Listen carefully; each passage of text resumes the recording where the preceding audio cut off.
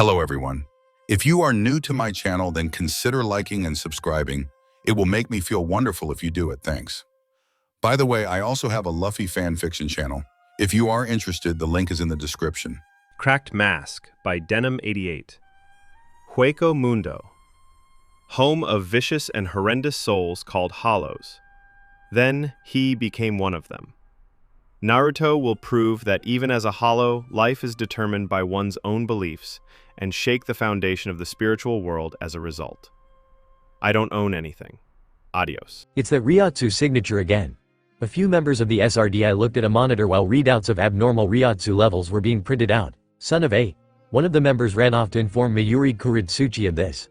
Meanwhile, the others continued to watch the readings. It looks like there's 3 of them this time. The other members studied the readings as they fluctuated, hoping that they would be able to get a task force out to Karakura before things got out of hand. Hey, Ulquiorra, is that girl staring at us?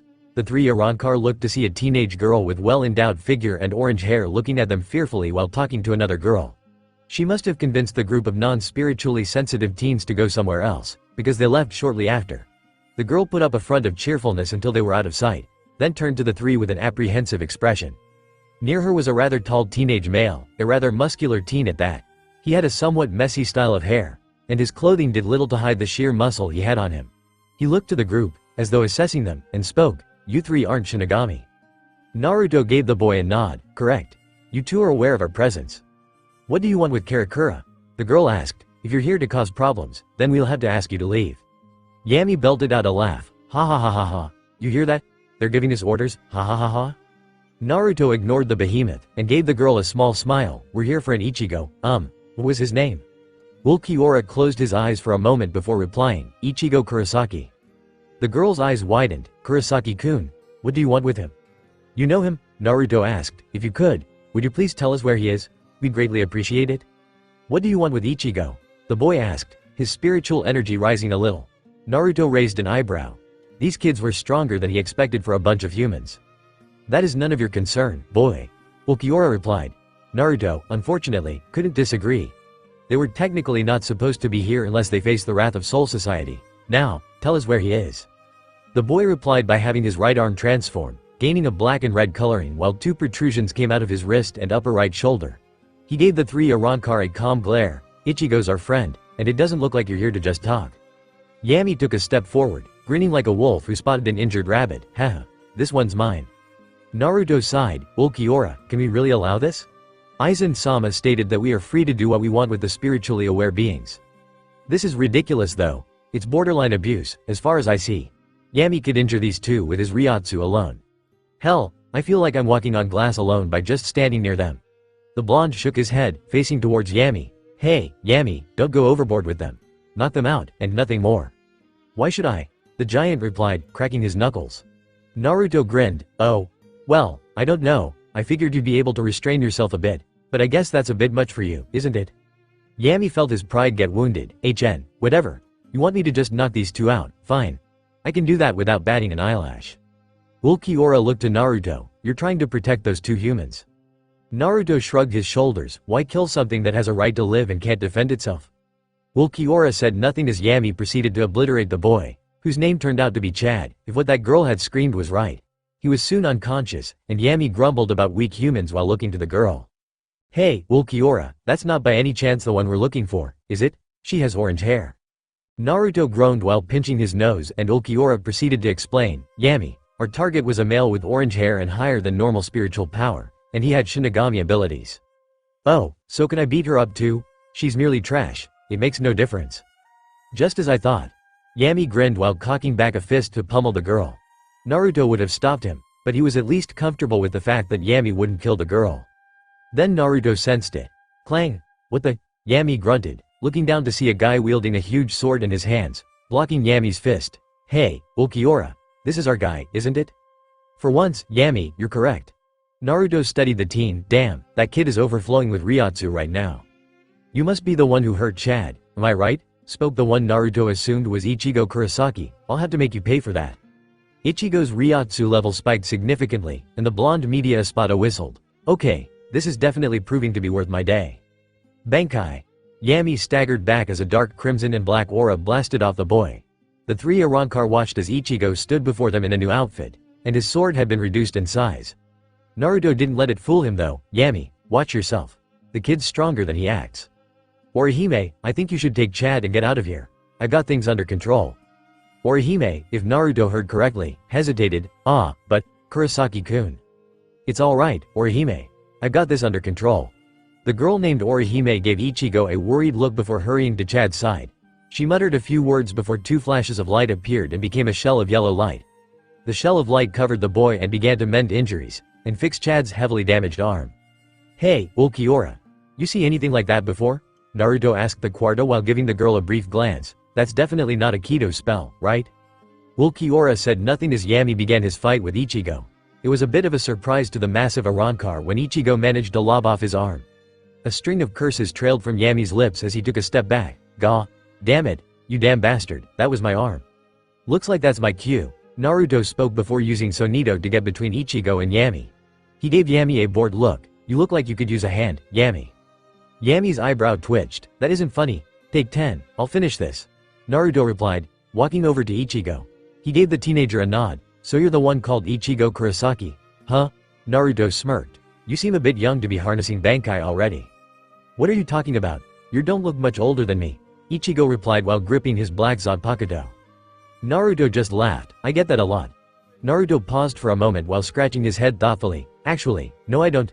Naruto noted that Ichigo was giving him a flat look. Anyway, I'm going to be your opponent here.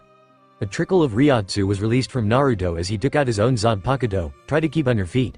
I'm a lot faster than Yami. Ichigo didn't wait for an invitation, and with a quick flash step was clashing blades with Naruto. Naruto's red-handled Odachi created sparks as it pressed against Ichigo's. He gave the teen a smirk as he pressed down on Ichigo's Zanpakuto a bit more. What the hell do you guys want with me anyway? Ichigo asked as he strained to put more power into his attack. Aizen-sama was curious about you, and we're here to test you. That's all. Naruto replied, so far, I'm not that amazed. I thought you were someone who stormed Seiragi. I find that amazing considering how you're fighting right now. Ichigo gave a smirk before suddenly vanishing from view. Naruto spun around to block the Soul Reaper a second time. This time a bit more of a grin on his face. That's more like it. Hey, I'm just getting warmed up. Naruto had to admit, the kid had an admirable character to him, and he didn't look like the kind of guy he'd want to back into a corner. He sort of reminded he was an Arrancar who purposely made it so that he was underestimated. Only those who really analyzed him long enough could tell he wasn't by any means weak or inexperienced. The two became blurs as they moved around each other in a dance of steel. Ichigo tried not thinking too much about the tingling in his arm whenever Naruto slammed his blade into Tensa Zangetsu. Ichigo quickly moved to the side and thrust his black Zanpakuto at the blonde. Naruto lifted his sword a bit to block the attack before pushing it to the side. He dealt a quick snap kick to Ichigo, who managed to back up at the last second to avoid the blonde's foot. Naruto expected as much, and jumped up in the air a little to kick the orange-haired teen with his other foot. Ichigo was surprised by the sheer speed that Naruto demonstrated, and was sent rolling to the ground a bit as he tried to halt his trajectory. Naruto was both unsurprised and disappointed. This Ichigo fellow was still young. It was expected that he was having difficulty in keeping a steady offense against the media espada. Still, Naruto had been hoping that a powerhouse in Karakura that had piqued Aizen's interest would be worth more than this. It troubled Naruto too. This kid supposedly had stood on equal footing with captain-level Shinigami and Seiragi. This couldn't possibly be the same kid, could it? If this kid is supposedly one of the strongest beings in the city, then chances don't look good for the place in holding up a resistance when Aizen finally sets his bigger plan in motion. Naruto thought as he slammed the blunt end of his sword's handle into Ichigo's gut. I may have more difficulty in getting my own plans off the ground than I had hoped for. Ichigo coughed a bit as he got the wind knocked out of him. Naruto stood calmly, waiting for the substitute Soul Reaper to recover. So, Aizen sent you? Yep, that's right. What's his reason with becoming interested in me? Naruto gave a shrug, not sure. He didn't give specifics, just said that he was interested in how you fared against us. The blonde spared another glance over to the girl with orange hair, who had finished healing the taller boy. She turned to face the fight at hand, and noted Naruto giving her an indifferent look. She looked to Ichigo, and her expression grew a bit softer and fearful.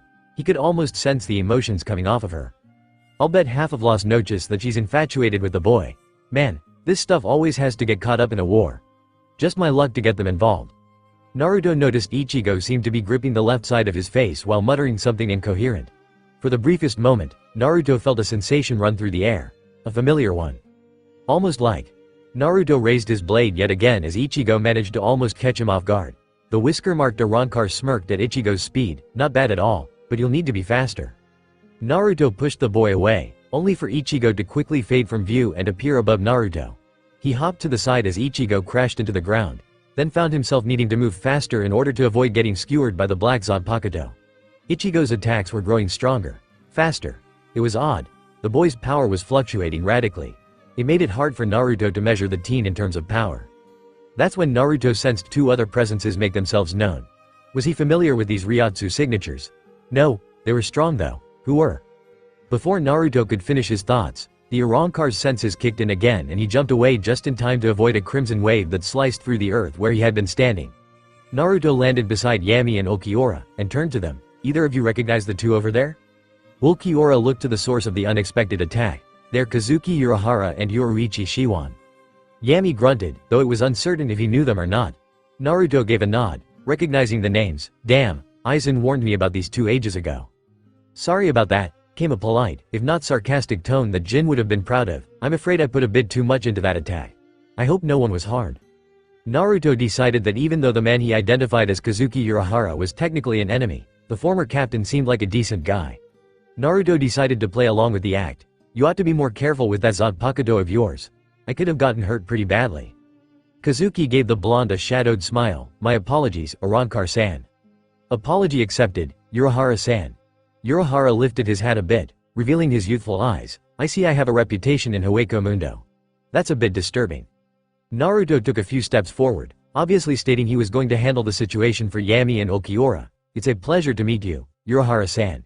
He turned to the woman beside him, and grinned. Yoruichi Shiwan, the goddess of the flash. I wasn't expecting such a beautiful woman, but I am not disappointed either. Yoruichi chuckled in an amused tone. Someone's a smooth talker, Kazuki? I suppose so, Kazuki replied while rubbing his chin. Who might you be, Arrancar? Naruto grinned. He had been hoping to do this. He twirled his sword in his hands absent-mindedly. Ah, right. Sorry about that. Naruto cleared his throat to speak. Yo soy la media espada, Naruto Uzumaki. The half espada. That's an interesting title. Where does that rank you? Naruto simply shrugged while continuing to grin. I'm not assigned a number.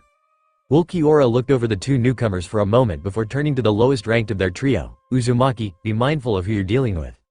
Naruto gave a wave, acknowledging Ulquiorra's words. I know. He crouched low. I suppose I'm going to have to fight one of you too, right? He was a bit surprised when Yoruichi took a step forward. He had been expecting that the man he had that little exchange with was going to be taking him on. Kazuki, I got Blondie. Help Ichigo out. Kazuki just gave an amused grin. Don't be too hard on the Arrancar. He seems halfway interesting. Naruto and Yoruichi stared each other down for a few seconds before vanishing and taking to the air. Urahara gave them a few seconds of a glance before he turned to look at the bulking Arrancar that had taken a few steps forward. He was missing an arm, no doubt Ichigo's handiwork. Hey, a puny guy like yourself is nothing for me. I'll only need one arm to crush you, laughed Yami. The shop owner gave a smile to the giant. My, you're quite the big guy, aren't you? The sound of fists smashing into each other was heard as Naruto and Yoruichi blasted through the air while fighting each other. The two had already come to terms with the fact that they both were very good at maintaining high speeds in combat. Yoruichi landed on a tree for a brief second before zipping away as it shattered into pieces thanks to an axe kick from Naruto. The blonde grumbled in frustration as he missed her for the umpteenth time. How can she be moving that fast? I've heard stories about her from Aizen, Jin, and Tosen. But this is unreal, Naruto thought to himself, watching as his attractive opponent landed on a nearby tree, her arms crossed and smirking. I take it this is the first time you've fought someone of captain level? Naruto decided to withhold his past experience here with the wizard, who definitely had at least several captain level members, you could say that. Yoruichi grinned. Don't let it get to you. Captains are supposed to be relatively faster than the standard Shinigami, if not at least more powerful. I was a captain at one point. I'm sure Aizen's already given you more than enough information on me, right? Not enough, apparently, the blonde replied as he shook his wrists a bit. He never mentioned that your attacks actually leave a tingling in my arms when I had to block. The former captain of the 2nd Division couldn't help but feel her pride swell, a BN expert at hand-to-hand, after all. Naruto gave her a small grin. It's always a pleasure to meet a lady with beauty rivaled only by her skills in fighting. Naruto gave her a wink. Now, why don't we get back with the fight? The two vanished from view as they both attempted to block a kick to the other's head. Yoruichi found the blonde's attacks getting more powerful as they wore on with the battle. She knew she'd be sore as hell later. Their blurred images soon became untraceable as they moved through the canopy of the park area. Trees' leaves shook off their limbs from the sheer magnitude the duo created with their attacks. Bits of bark and earth flew into the air whenever one of them managed to connect with a solid blow to their opponent. A few moments passed when a particularly loud explosion was created by the two, and they reappeared visibly, Naruto's knee blocking Yoruichi's foot while the dark-skinned woman's other foot managed to hold back a fist. Naruto gave Yoruichi an almost proud grin. "Your reputation serves you right, Yoruichi-san." Yoruichi gave a nod as well. "Thanks, you're a damn good fighter as well." The two pushed away from each other, Naruto wishing that he knew where she got that amazing speed from. He was fast, no doubt, but he was even starting to have trouble fighting against her when he was seeing afterimages that seemed to make it appear as though he had struck home. Hell, he practically felt his fist connect with her jaw about a minute ago.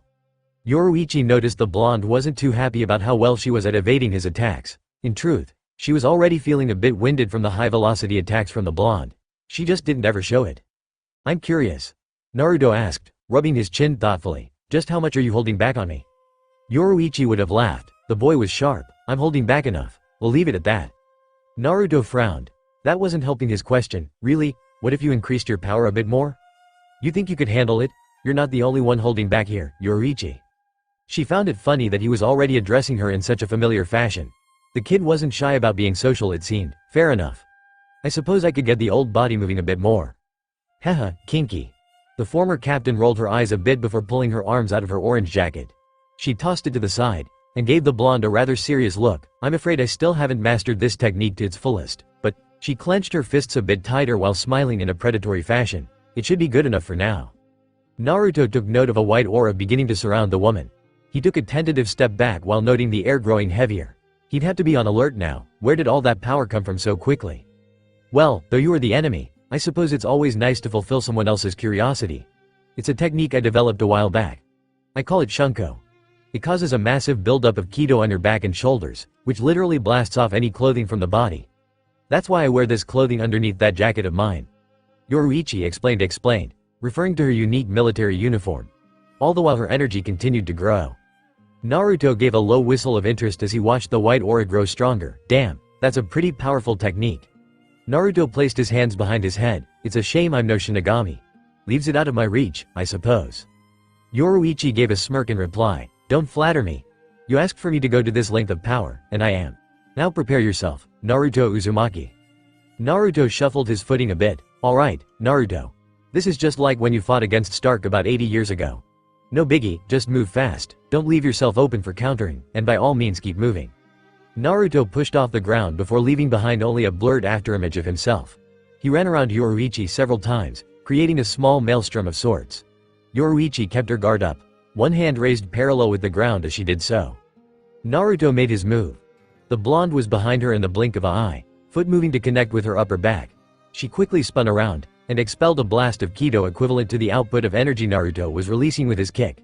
She was actually worried for a minute there. The boy packed quite a bit of power in his attacks. The media Espada blinked as he found his foot hanging in the air. He wasn't sure how, but she managed to stop his movement. She stopped his movement, without even touching him. "What the hell?" Naruto jumped back. "What the hell kind of technique was that just now? I felt you release a blast of that kido, or whatever. You negated my kick with energy alone. No physical limbs or anything." Yoruichi nodded. "Like I said, you had better prepare yourself." Naruto grumbled something unintelligible under his breath while clenching his fists and releasing a wave of ryotsu. "That's true. Looks like I'll have to stop restraining myself so much."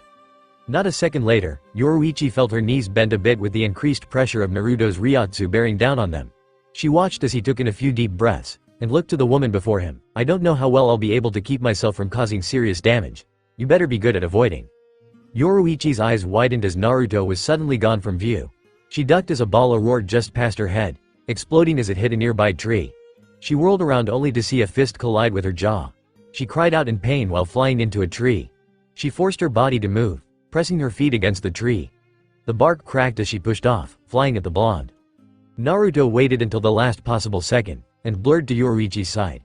She watched in dismay as Naruto flashed a smile. "Got you." The trees shook as Naruto kicked Yoruichi into the air.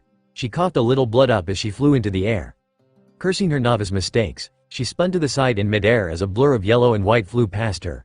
She held out an open palm as an orb of yellow appeared in it. She aimed her open palm at the Arrancar, and fired the condensed energy. The sky lit up for a brief moment as Yoruichi's attack struck Naruto in the back. A smoking trail could be seen where Naruto dropped from the sky, his smoking body now on the forest floor. He coughed, trying to get the smoke out of his lungs as the goddess of the flash landed by his side. You took that attack head on and survived with just minor burns. Yoruichi stood before him, her arms crossed as she watched Naruto get up. You Arrancar are tougher than you look. It's our hero. Naruto replied, Arrancar skin is tougher than normal skin with our condensed ryotsu being pressed on it. Mine isn't the strongest, but I can take a punishment if I need to. He hopped up and smirked. I got to hand it to you though, you're not bad at taking a beating yourself. The two ran at each other a second time, forearms blocking each other while their feet were tangled from trying to deliver attacks to each other. Naruto flipped back as Yoruichi narrowly delivered a crescent kick to him. He balanced on his hands while spinning his legs around as she ran at him. Yoruichi avoided the spinning kick, then tried to sweep the blonde off his hands, only for him to push off the ground. Naruto did a few back flips before landing on the side of a tree. He pushed off as Yoruichi let loose her shunko a second time. The two forces collided, Naruto's body pressing against the wave of energy the Shiwan woman was releasing. He doesn't seem the least bit worn out from all this fighting. Yoruichi noted, I managed to keep him at bay so far, but I don't know how much longer I can maintain fighting at this rate of power. I could take it further, but that'd be bordering on dangerous for the area. I'm not even sure how much more power he's hold. The two exchanged blocked attacks with each other, earth and grass flying into the air as the two created small craters with each impact. You know, for my first fight with a true Shinigami, you sure have made my day. I haven't fought at this level seriously for so long. Naruto avoided a kick to the temple while catching her ankle. He tried throwing her over his shoulders, only for her to manage to lock her legs around his neck and use the momentum he put into trying to toss her to throw him. He careened into a tree, but managed to avoid injury as he pushed off it. What do you want with Ichigo? Yoruichi asked. Honestly, I don't want anything to do with the boy. He's innocent as far as I can see. Just dragged into this mess because he was given power. Naruto rotated his neck a few times to get a crick out of it. He's already got Bankai though, which is impressive for someone who's been a Soul Reaper for less than a year, right? The former 2nd Division captain looked to the ground before speaking. Right, Yoruichi replied. Naruto idly scratched the back of his neck as he sighed. The kid needs to get stronger, that's all I can say. If I were serious about fighting him, he would have been dead, or close to it. I felt his power. He has the potential to grow stronger, much stronger. Yoruichi was perplexed. If she didn't know any better, she could have sworn that the blonde was trying to warn her, you have other reasons for being here. Naruto was quiet for a moment, letting a grin split his features. I suppose you could say that. He turned towards the direction that the other four were at. Not all Arrancar are trying to destroy the human world. I'm not like them in the sense that I believe in preserving life. He turned to face her again, his smile falling a little. Some of us are just charged with the duty of doing things we don't want to for the sake of those we care about. He nodded to himself, and gave a yawn while stretching. Well, I think Ulquiorra wants to get going if the Garganta he created is any indication. Hold on, I need to ask you something. Naruto turned to the dark-skinned woman. How many other Espada are there? Naruto grin grew a bit, not counting Yami, Ulquiorra, and myself. 8. I'm stronger than a few of them, but there are others who are above me. Naruto started heading towards the direction of the others. I'm sure I'll see you again, Yoruichi, later. Yoruichi blinked as she watched the blonde walk away from her. She scolded herself for taking in his features. He had a nice body, she wouldn't deny it. Nothing she hadn't seen before, but still a good piece of eye candy, for an Arrancar. She shook her head, noticing that Naruto had used Sonido to get to his destination quicker. She dashed off to the same direction, intending on trying to get further information from the blonde, and hopefully stop Kazuki or Ichigo from getting hurt. Ulquiorra was annoyed with Naruto for having gone off and done his own thing, like usual. They needed to get going. He could already sense the approaching Raitasu signatures of other Shinigami, and he was not in the mood to deal with further trash. Sorry for taking so long. Naruto apologized as he appeared before Yami and Ulquiorra, then turning to a smoking path that had leveled a decent portion of the park. Yeesh, Yami fired a Sero. How did the Ichigo kid do? He's nothing special. Ulquiorra noted as he kept his eyes on Kazuki and Ichigo. Let's go. We've done what we need to. Dang. I wanted to go check out the music store. Naruto sighed. Fine. Let's get going, Yami. Yami growled in annoyance as the three headed towards the portal. Naruto took a look back to see Yoruichi appear while Ichigo and Kazuki stood behind a shattering shield of red light that seemed to be created by the shop owner's Zanpakuto. Take care of yourselves now, I'll see you three around. He laughed as the portal closed up. Kazuki sealed his sword while helping Ichigo up. So, Yoruichi, I see you're fine. How was the Arrancar in your fight? He's a good unarmed fighter. Much better than I had expected. She turned to the hat-wearing man. We need to talk when we get back. Urahara lifted his hat while taking note of 8 Shinigami landing nearby. Looks like we'll need to be paying Shinji a visit, don't you think, Yoruichi? Someone's going to need more training. Yoruichi turned to the tired Ichigo Kurosaki, who had looked to have taken a nasty punch to the face or two, and the smell of burnt fabric was on him. Judging from the look of the park area, the two had avoided major damage from Asero. Right. She turned to Orihime, who had been standing a good distance away, watching over Chad. How are you holding up, Orihime? The orange-haired girl gave a small nod. I'm fine, Yoruichi-san. Is Ichigo alright? Yoruichi turned to Ichigo, who simply nodded. He'll make it. How about Chad? I think I managed to heal him up pretty well, Orihime replied, looking to the now resting boy. His arm was really damaged earlier. It's a good thing I was here. Kazuki opened up his fan and flapped it a few times. Yes, you did well, Orihime. It's a good thing we have such a reliable person to fall back on whenever things look bad for us. Thank you, Urahara-san. Orihime replied with a light blush. I didn't really do much though. I even managed to break Tsubaki. Ah, that's true. You shouldn't have attacked that big guy like that. Your powers aren't really suited for the front lines in a battle, Orihime. But Urahara-san, I can't just let my friends. Don't worry about it right now, Orihime. Yoruichi replied, shooting Kazuki a look to silence him too. We better see who Soul Society sent. Let's go. The four headed off towards the 8 Ryotsu signatures with Kazuki and Yoruichi supporting the unconscious Chad on either of their shoulders. I'll be honest, the boy has a lot of potential for growth, but what I saw wasn't anything spectacular, Aizen-sama. Aizen nodded to Naruto's comment, as though expecting as much. He had seen the display from Ulquiorra's eye, along with the rest of the Espada, and was not entirely surprised that Naruto had handled Ichigo with relative ease. He was, however, interested in the powers shown by that Inoue girl. Tell me, Ulquiorra, that young girl. You say she demonstrated some unusual powers, correct? Yes. It was almost as if she was reversing the damage done to that human boy. I have never seen a healing technique like it before. Aizen stood up from his throne. Very well. There will be a minor change in our plans. Naruto stiffened a bit. A minor change, Aizen-sama? Yes. That girl should prove to be a valuable asset in our upcoming war. Naruto had left the chambers after Aizen's brief explanation with bad taste in his mouth. Aizen once again proved his genius with his plan to lure the forces of Soul Society to Hueco Mundo with the capture of that girl. It was bordering on disturbing how much the man planned ahead of his enemies. Naruto Nichin. Naruto was tackled from above by a bundle of green-haired energy. He laughed a bit as he was globbed by the youngest Fracione of the Espada, Lilynette. Lily-chan, what are you doing out here? You're supposed to be giving Stark hell right now. Naruto chuckled as he set down the female Arrancar. How have you been, Lily-chan?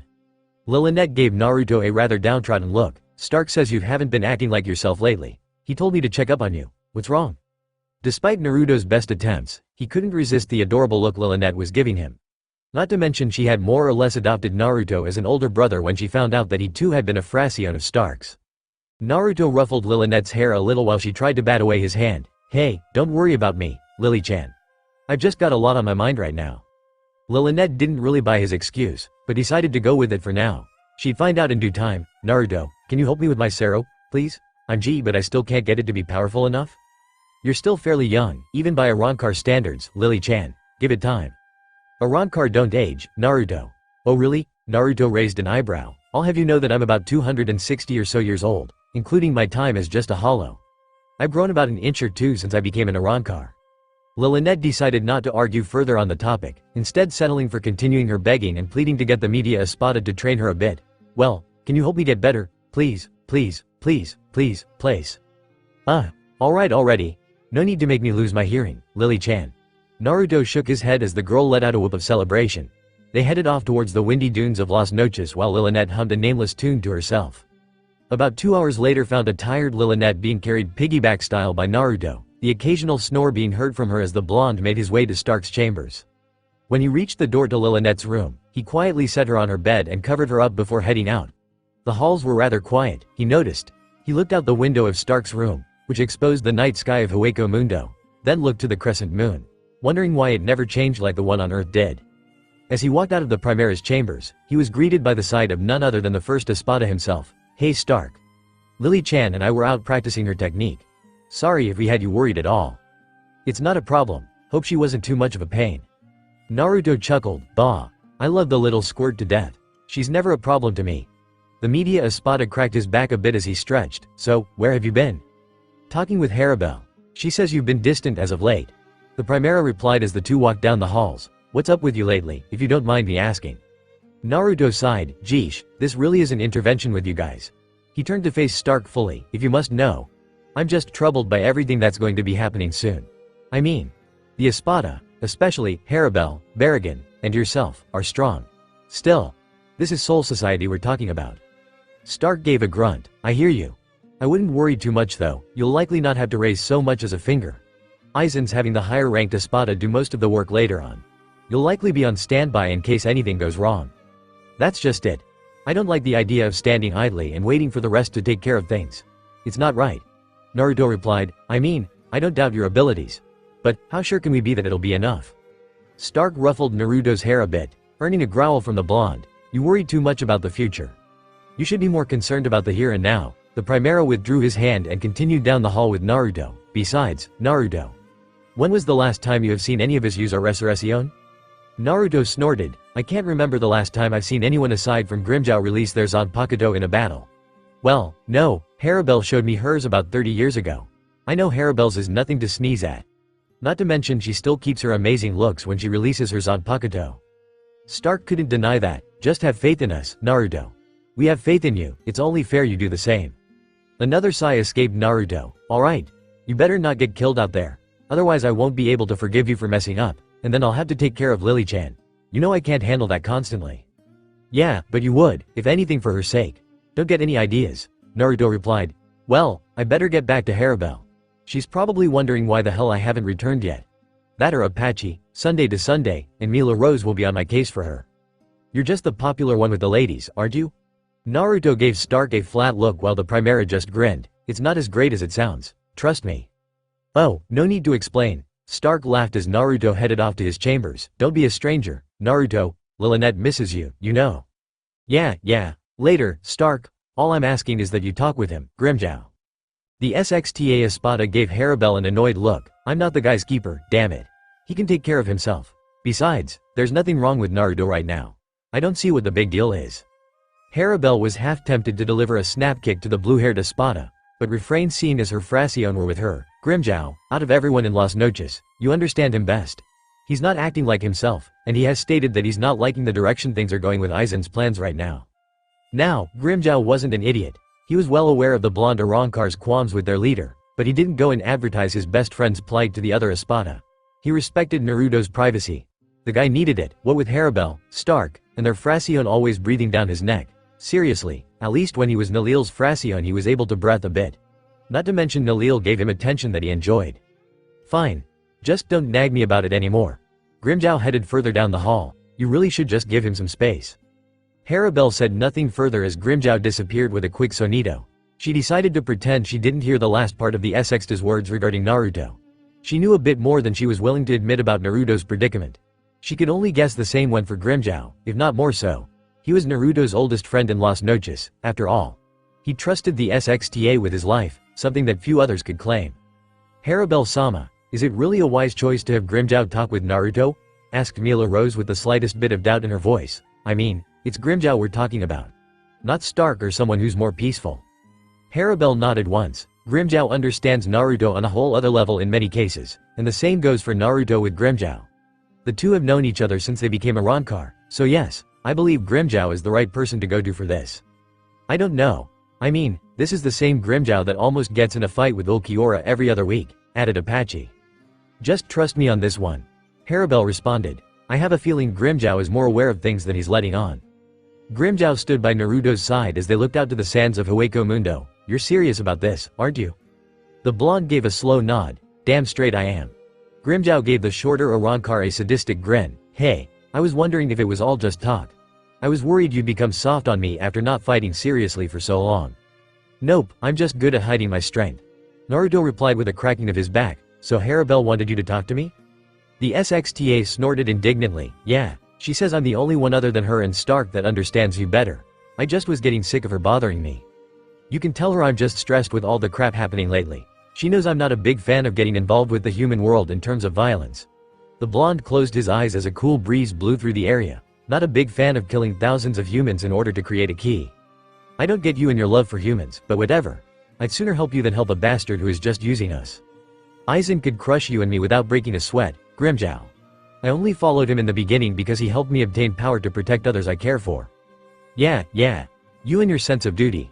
Grimmjow laughed as Naruto sent him a weak glare. Oh, don't get your panties in a knot. If I didn't respect your power I wouldn't bother talking to you. You're just not aggressive enough when it comes to. Maybe if you actually showed some backbone, then you'd have more respect from those that look down on you. The media Espada shrugged. Respect is something I want to earn the right way. You have your way, I have mine. We just happen to know each other well enough that we don't need to prove ourselves to each other anymore. Grimmjow was quiet for a while as the wind picked up a bit. He noted Naruto had a rather distant look on his face. It was one that, despite his denying it, didn't suit the blonde. I'm going to Karakura soon.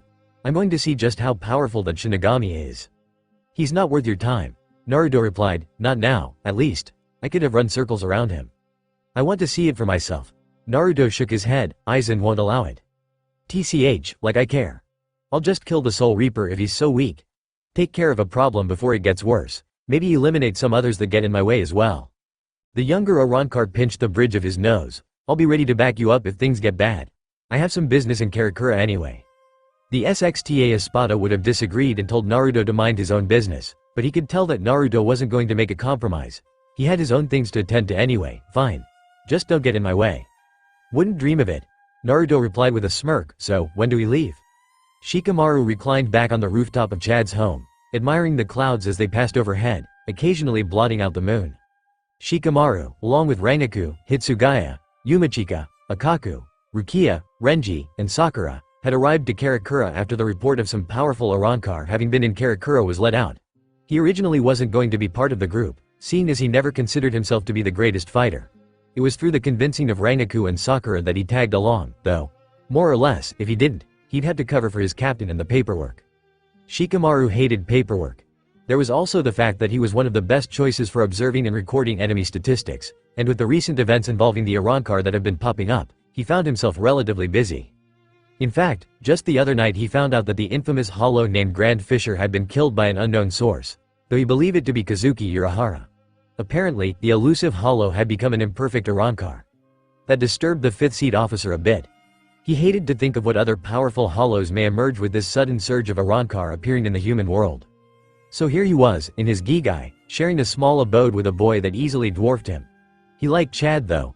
The kid kept to himself, and was peaceful enough. The boy also had an interesting taste in foods. Something about his heritage being from another country. Shikamaru never thought food could have such flavor. He'd have to look into getting a recipe or two from Chad before he left Karakura. Meanwhile, in another part of the neighborhood, Sakura was bunking in one of the spare rooms of the Urahara shop with Renji. Rukia had claimed dibs on Ichigo's house before they even left Soul Society, and Sakura had a suspicion that the Kuchiki wasn't going to share space. Sakura would have asked Orihime if she could offer the pink-haired Shinigami a place to live, but Rangaku and Hitsugaya had that claim beforehand. Sakura suspected Orihime would have still given Sakura a place to sleep, but Sakura wasn't one to exploit people's kindness, especially when they were such gentle souls like Orihime. Haruno-san, would you like some soup? Sakura turned to give Tessai Tsukabishi a smile. Thanks, Tsukabishi-san. She gave the large man a grateful nod as he handed her a cup of the steaming contents. It's a peaceful night, Tessai stated as he looked up to the moon. Sakura gave a hum of agreement. Tsukabishi-san, may I ask you a question? Tessai turned to the shorter woman and nodded, certainly. Why are you with Kazuki? Tessai was quiet for a few seconds before he responded. Would you care for the long or short version? If it involves the details of Urahara and Yoruichi's escape from Soul Society, the short version should be enough. Very well. Tessai rubbed his chin. I had been helping Urahara after we found out about Aizen's plans. And I had performed some forbidden Kido. I would have accepted the imprisonment, but Yoruichi-san saved me from that fate. Sakura gave the man a sad frown. When all this business with Aizen is over, I hope that Soul Society can give you all a second chance. Truthfully, Haruno-san, I don't think we'd accept it. We have found ourselves living this life of ours peacefully. Actually, Soul Society has already begun to reform relations with us. Yoruichi-san has been pretty much forgiven for her assistance in helping us escape, and Urahara Dono and myself have been helping Soul Society like we used to. The former Kido Corps captain replied, things are getting better for us. Sakura smiled a bit as she took a sip of the soup. That's good to know. Tessai and Sakura suddenly tensed as a wave of Ryotsu washed over the neighborhood, laced with a killer intent that sent a shiver down Sakura's spine. The 4th Division officer looked up, feeling a familiar feeling of dread spread throughout her that was akin to when Aizen had released his power on them back when they tried to rescue Rukia. I better go see what that is. Sakura replied as she took out a soul candy dispenser and popped a Gikongan into her mouth. She swallowed the green pill-like container and a second later her soul burst out of her body while her Gigai stood before her. Keep my Gigai safe, and make sure that no one attacks this place. The modified soul gave a mock salute with a toothy grin. Roger. Good luck, Haruno Dono. Sakura gave a nervous laugh before jumping into the air. She looked around the area before sensing a presence off in the direction that Shikamaru was. In fact, she sensed the lazy Shinigami's own Ryotsu grow a bit. Shikamaru's releasing his Shikai. This can't be good. Sakura burst off through the air, hoping she could reach Shikamaru in time to help. I'm not here to fight, buddy. Just tell me where Urahara is. Shikamaru held his blade before him. Its dark green handle ended with a circular guard and a line running through the center. Like I'd buy that. I'm not an idiot. Naruto frowned. Come on, I haven't drawn my sword, have I? No need to get all pissed off at me when I'm not here to fight.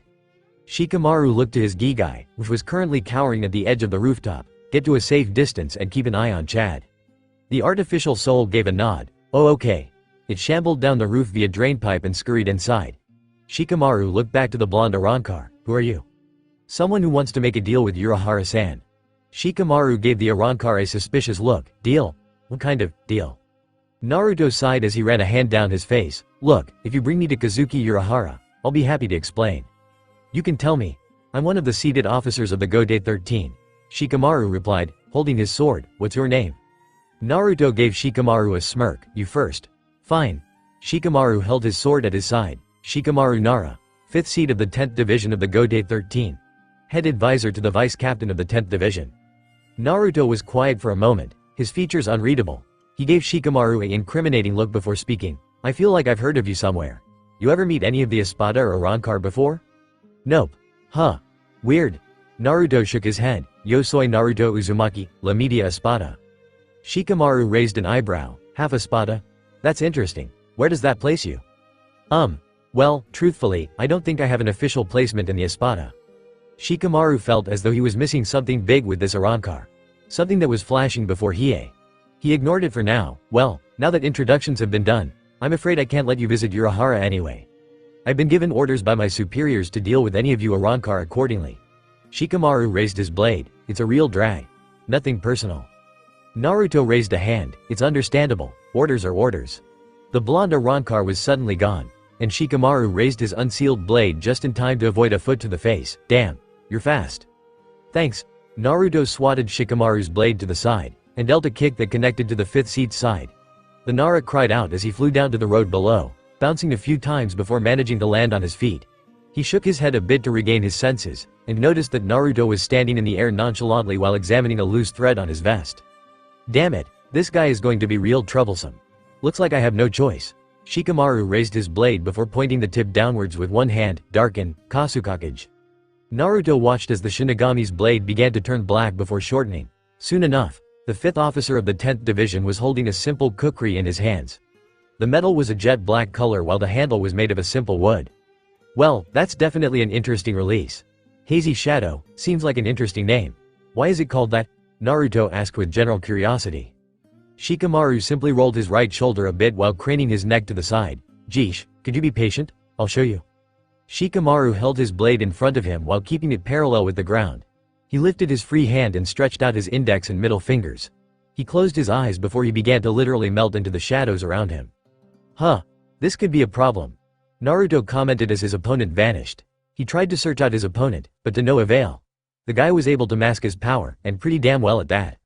Naruto wasn't aware when Shikamaru burst out of a shadow underneath him, kukri drawn to slash at Naruto's neck, though he managed to feel a draft behind him at the last second. Clang! Naruto surprised Shikamaru by simply blocking his Shikai with an open palm. Shikamaru knew enough from the reports from Kazuki and Yoruichi that these Arankar had tough skin. My turn. Naruto spoke as he gripped Shikamaru by the wrist. The grin never left his face as he threw the dark-haired Shinigami over his shoulder and to the ground. The 5th-seated officer flew down to the earth at high speed, but managed to land on his feet with some effort of twisting his body a bit. He didn't even think about it as he jumped off the ground, only for Naruto to crash down on the spot he had been a moment ago. Shikamaru quickly melted into a shadow of a building, and was gone yet again. Naruto scanned the area, senses at full. He may not be that powerful, but he's impossible to catch if I can't even put a peg on him. The media Espada commented while trying to figure out where his opponent could attack from next. Left? Right? Below, forward, paw. The media espada felt metal cut through his left arm. He was actually shocked. He turned around to see Shikamaru standing calmly behind Naruto. I was never much of a forward attacker. My weapon has a very short range, so I prefer waiting for opportune moments to strike when my opponent doesn't see me coming. That's why I worked so long on my shunpo and kido training instead of sword technique. I prefer to stay in the background until I have a chance to attack with little chance of receiving a counter from my opponent. Naruto was smiling. You actually managed to cut me. It hurt. Naruto's smile grew into a full-blown grin. Not to mention you're fast. Naruto's Ryotsu smashed down on the area, causing Shikamaru to grunt in response to the added weight. Maybe I will fight you for a little while. Naruto vanished from sight, and only Shikamaru's instincts saved him from receiving a swift punch in the gut. He sidestepped left as Naruto's fist grazed him, and tried to counter the blonde with a kick. Naruto quickly faded from view, and Shikamaru's foot went through an afterimage of the blonde. He cursed as Naruto reappeared behind him.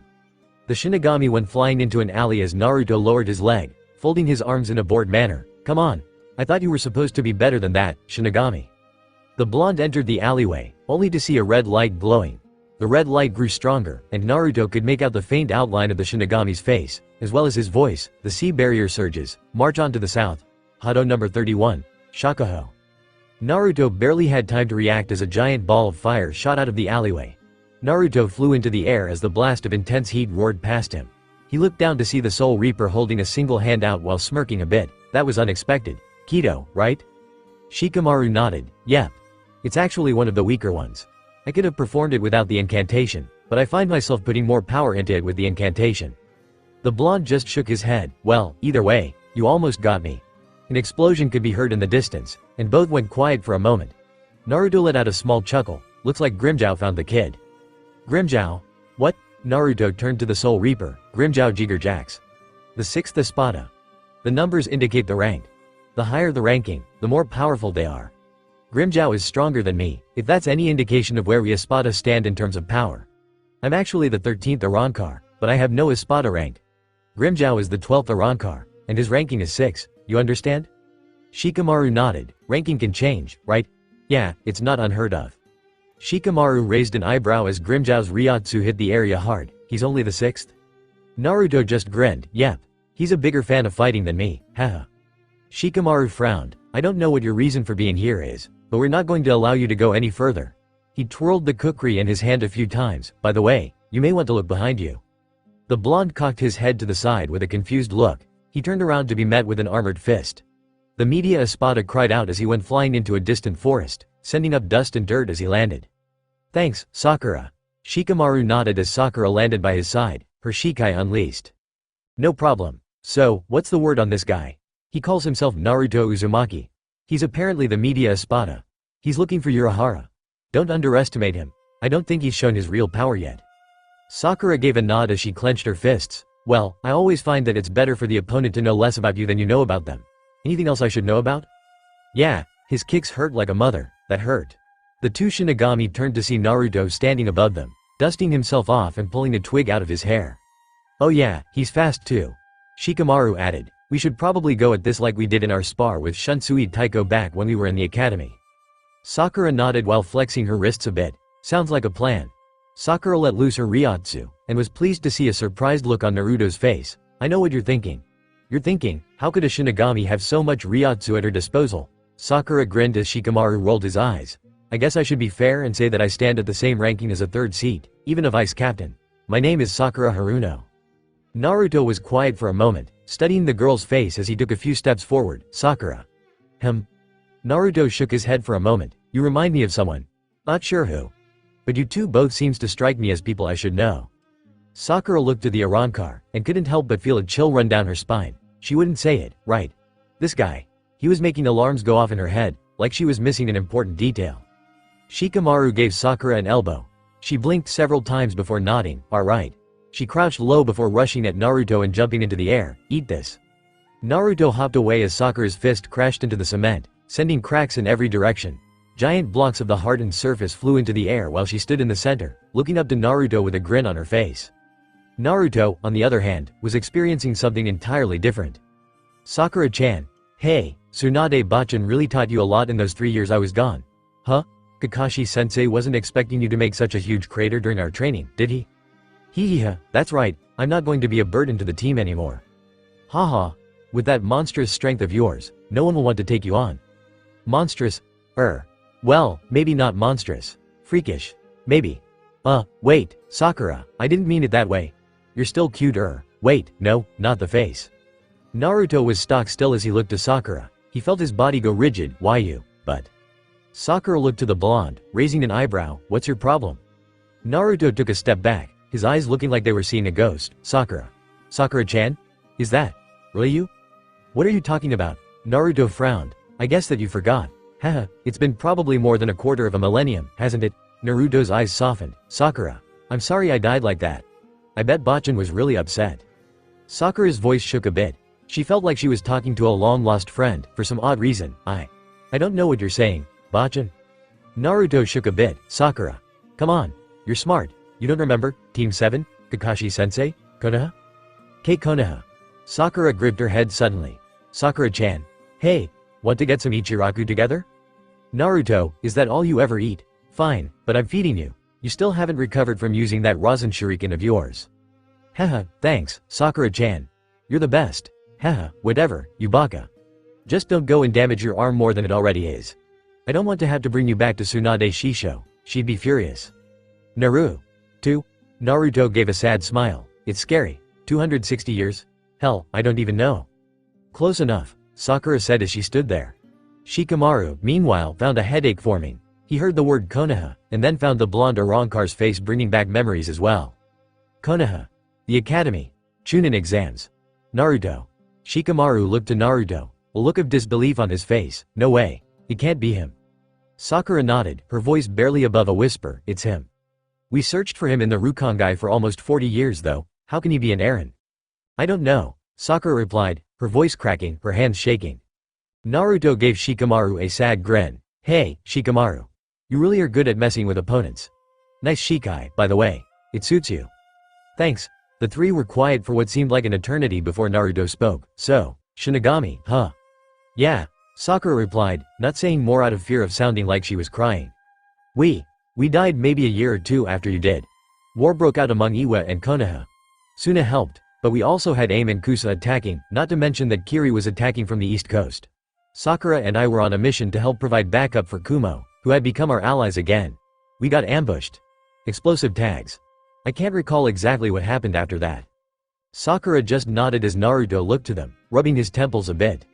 Is Konoha even around anymore? Shikamaru opened his mouth, but closed it when Sakura shook her head. He nodded and she spoke. After you died, well, the morale for most of the shinobi dropped. You saved us but died. It turns out that Madara Uchiha, who was thought to have died fighting the Shodem Hokage, well, he was actually the true leader of Akatsuki. Well, after you killed Pain's bodies, he kind of disappeared for a while. We died before Akatsuki struck Konoha in vengeance, but apparently they had attacked after Iwa managed to get past our borders. They destroyed a large portion of our village, which was still recovering from the attack from Pain. Naruto shook his head. How do you know all this? Didn't you two die? We visited the elemental nations a few times after graduating from the Shinigami Academy, and found out through talking with people while in our Gigai. The place is really different now. Shikamaru nodded. The village was wiped off the face of the map by Iwa and Kiri. Suna fell soon after that, but Kumo managed to eliminate Iwa after that. Soon Kiri and Kumo went through a final war, and Shikamaru closed his eyes. You wouldn't believe how many souls Seireitei was bringing in those 10 years after the war started. Long story short, the shinobi world has pretty much become a mere shadow of what it once was. I didn't know. Naruto spoke. If I had known that I would have done that to Konoha. It's not your fault. Sakura spoke. She looked to see Naruto have a far-off look in his eyes. Naruto? The blonde looked to the two, and gave them a smile. A true smile. I'm glad that you two are okay. It's good to see that old friends of mine still exist. Makes me feel a little less alone. Naruto raised his Ryotsu substantially, causing Sakura and Shikamaru to find themselves on one knee. Naruto, what are you? Sorry, Sakura. I can't allow you two to stop me from getting to Urahara. This is too important to me. He drew his blade. If I have to, I will fight you too. Don't make me do this. Shikamaru forced himself up as Naruto walked towards them. He lifted his shikai, and spoke. Naruto, we don't have to fight. Naruto shook his head. It doesn't matter. Soul Society and Hueco Mundo are enemies. Until I can change that, one way or another, we'll be fighting each other. He stopped before Shikamaru. his ryotsu bearing down on them with greater force than before. You think that you'll be able to convince your commander general not to fight because one Arrancar is trying to help Soul Society? Not likely. What? Naruto frowned. I've said too much. Sorry, Shikamaru. Hopefully when we meet again, it won't be as enemies. Shikamaru felt a fist connect with his gut. He crouched over in pain, only for Naruto to catch him by the shirt and throw him into a nearby building. The Shinigami hit the brick structure and fell over unconscious. Sakura stood up, her hands clenched. Naruto. Naruto gave her a soft smile. It's funny. I always felt like there was something that I could relate to with Soul Society. I'm glad I found it. Sakura found her eyes stinging a bit as she took a few steps forward. Please don't do this, Naruto. Naruto slid 1 foot forward a bit. Sakura. Stand down or I'll have to knock you out as well. I can't allow that. Naruto gave her a sad grin. I'll make it quick then. Sakura took a step back as Naruto barely missed her head with a foot. He seemed relatively pleased by that, if the somewhat surprised grin on his face was any indication. Sakura pulled back a fist as Naruto did the same. She felt his ryotsu weigh down on the area, and she let loose her own spiritual pressure as well. The two fists crashed into each other, shaking the area around them. Naruto pulled back, shaking his wrist a bit. Damn, that hurt. Still as powerful as ever, Sakura-chan. Sakura didn't smile back, but the frown on her face spoke of how torn she felt by fighting her once dear friend, Baka. She gave off a green glow as she lifted her two fists, Tenrai Kanatsuki. Naruto's eyes went from happily surprised to shocked as a large blast of green energy shot out from Sakura's fist. He lifted his blade, and held it before the blast. The Zanpakuto and blast met, and Naruto found himself being pushed back. He closed his teeth as he focused his ryotsu into his blade, Rechizamiento. The green blast turned orange before reversing direction and crashing into the spot where Sakura stood. She jumped up as the blast exploded upon making contact with the ground. She landed only to see Naruto running at her. She raised her fists to block a thrust from Naruto's blade handle which had been aimed to hit her square in the head. How did you do that? Naruto smiled as they pushed against each other. It's a technique of mine. It more or less pumps my power into the attack, and allows me to use the energy you launch to my advantage, and attack you. It only works when I have enough time. That attack of yours is strong, but not fast enough. Sakura lifted her gauntlet-covered arms, throwing Naruto off balance. She quickly decked the blonde in the face, sending him flying down the street a bit. She didn't let up though, and raced to meet him before he could recover. She hopped into the air, fist pulled back to smash him further into the ground. Naruto rolled away as the Rosette Shinigami's fist crashed into the cement, sending debris flying. She got up and raised an armored hand as Naruto struck with his blade. Hey, wow, Sakura-chan. You sure haven't gotten any weaker since we died. She gave a small smile. Thanks, Naruto, you're strong too. The two raised their ryotsu levels, Sakura finding it hard to comprehend how all that energy of Naruto's was able to surface so easily from him. Sakura, just remember. Huh? You'll always be one of my dearest friends. Sakura found it hard to breathe as Naruto's ryotsu began to cause cracks in the concrete. His ryotsu. She looked to Naruto, and was finding it hard to focus on him as he pressed down on her with his spiritual pressure. It's unreal. Naruto moved in a swift motion, and was in front of the Rosette in a second. He pulled back a fist as her eyes widened, and connected with her jaw. She felt a crack, and went bouncing down the street before smashing into a bench and tree that was surrounded by fencing. She tried to get up, but found her head growing heavy. Naruto. She groaned before passing out. The whisker-marked Arrancar waited a minute or so before deciding that Sakura was indeed knocked out. He checked on Shikamaru as well, and was relieved to see that he too was simply knocked out. He jumped into the air and flew off towards the direction he believed was Urahara's shop. He gave his two old friends a quick glance over his shoulder before darting off. Ichigo grunted in pain as he strained to stand. He could see the blue-haired Arrancar rocketing down to meet him. The orange-haired teen raised his blade and swung. Clang! Ichigo gritted his teeth as the Arrancar's fist met his blade. The Arrancar laughed before spinning his body around and delivering a powerful kick to Ichigo's face. The substitute Soul Reaper cried out in pain as he bounced down the road like a sack of abused produce. Grimmjow simply chuckled as he began walking down the street. Naruto was right. This guy was hardly worth his time. What was so interesting about him to Aizen, seriously?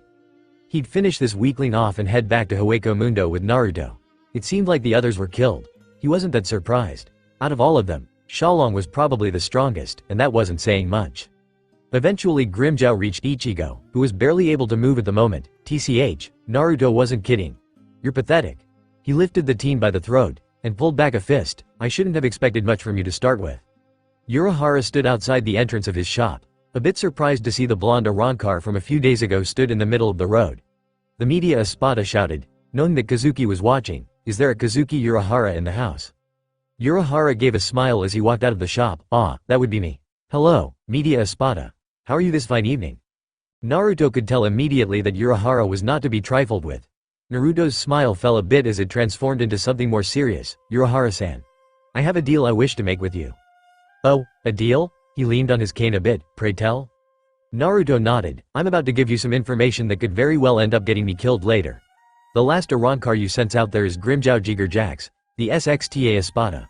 He is the only other one that knows of this, and he's providing a distraction for me to be here. Kazuki's hat was lifted a bit, and Naruto noted the goofy smile was gone from his face. Really now? I'm listening. Naruto nodded. Good. First off, as you may have already figured out, Aizen's created an army of Arrancar for a battle that will take place in about 2 months from now during December. I'm not entirely in agreement with Aizen's view on things. I want to stop him. Kazuki smirked a bit. Mutiny among the Arrancar. Interesting. I was never a fan of senseless destruction on a scale that Aizen has in mind. What do you mean by that? Naruto took in a deep breath, and spoke slowly. Aizen is going to destroy Karakura, and everyone in it. I've got a plan, and I'm willing to work with you and any others in order to stop him. I'm aware of Aizen's interest in the Okin, Uzumaki. Naruto's mouth opened to reply, but no words came out. He shook his head. Urahara-san. Listen. I'm not going to lie. Aizen could crush us right now. Easily. I think the only ones who could stand a chance against him are that old commander general of yours, and maybe the other more seasoned captains. That's a big maybe though. Urahara shifted his weight while leaning against his sealed Zanpakuto, standing in front of his shop. What do you propose we do then, Uzumaki? I propose that we destroy Las Noches from the inside out. You mean you're willing to kill other Arrancar? Kazuki asked, his tone actually a bit surprised. Well, I prefer foiling Aizen's plans and if necessary, incapacitate any of the Arrancar who are still supportive of Aizen. Incapacitate. Nice choice of words. Urahara gave a nod. Alright, I'll help you. What did you have in mind? Naruto blinked. Right? He held back the surprise in Urahara's compliance. He hadn't been expecting the man to be this agreeable. I was thinking that with Aizen planning on destroying Karakura, you'd be able to maybe create a fake Karakura town to battle on. If you have that kind of power at your disposal. I mean, I guess it'd be like creating a parallel dimension, or a blanket to cover the town in. Kazuki nodded. I can do that. In fact, I'm already making preparations for that. Again, the blonde Arrancar was floored. Damn. You really are a genius. You're fairly prepared for the possibility of a battle with the Espada, aren't you? Well, I don't mean to brag, but I like being ready for anything. Urahara replied while pulling out his fan and fanning himself with it. So, Uzumaki, could you give me a bit of information on Las Noches and the Espada? Naruto rubbed the back of his neck. This was a touchy subject. Could he go that far and betray his own comrades? His family? Maybe he could without giving too much. Well, I'm still a Fracione, so I don't get all the information that the Espada do. We actually keep to ourselves to a certain extent. I can give you a bit of information on some of the abilities of the Espada, and a little information on Las Noches itself. Urahara gave the blonde Arrancar a small grin. That should suffice. Naruto nodded, and began with details on the number of Espada that were under Aizen's service, and a little information on the amount of power the Espada held. Before Naruto knew it, he and Kazuki were making plans for the war that was soon to come. Getsuga Tenshou. Grimmjow raised an eyebrow before putting his arms up in front of him as a large blast of black and crimson crashed into him. As the smoke cleared, Grimmjow felt a tingling sensation run through his body. What was that? Ulquiorra didn't tell us anything about an attack like that. Ichigo gave a grin, still disappointed. Arrancar? Ha ha ha. Don't get cocky, Shinigami. Grimmjow snickered while lowering his arms. You got a lucky attack in. Nothing else, don't count on it working again. Ichigo growled in frustration. Damn. It just scarred him. The orange-haired teen gripped his blade tightly. I can maybe pull off 1 or 2 more of those attacks before I wear myself out too much. I'll have to risk it. Ha! Don't be so sure of yourself, Ichigo. Ichigo gripped the side of his face. No, not now. I won't let you take over. The other voice's laughter echoed in the teenager's head. Ha ha ha. Really? How long do you think you'll last against that Arrancar without my power, Ichigo? Huh? How long? Shut up. I don't need you interfering. Ichigo snapped to his inner hollow. He noted that his vision was going dark, the shadows of his inner hollow's power creeping into his peripherals. Grimmjow's sneer grew as he looked down to the broken Shinigami. Not going to attack anymore. Fine, then it's my turn.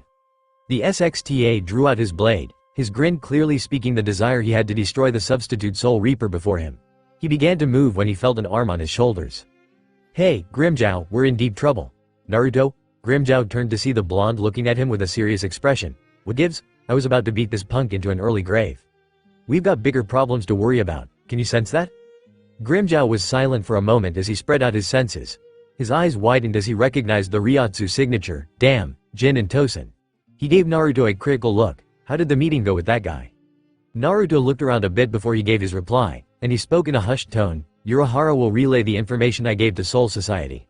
We just have to play the role of Aizen's loyal Arrancar until the right time. I'll let you know when that happens. Grimmjow couldn't help but grin. This could actually be fun, huh? Naruto rolled his eyes. Only you, Grimmjow. The two turned to face the newcomers that had just walked out of a Garganta before it closed up.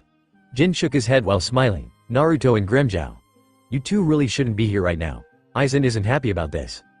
We're just taking care of a problem before it became too much of a pain. Grimmjow replied, nodding down to Ichigo. What's there to be mad about?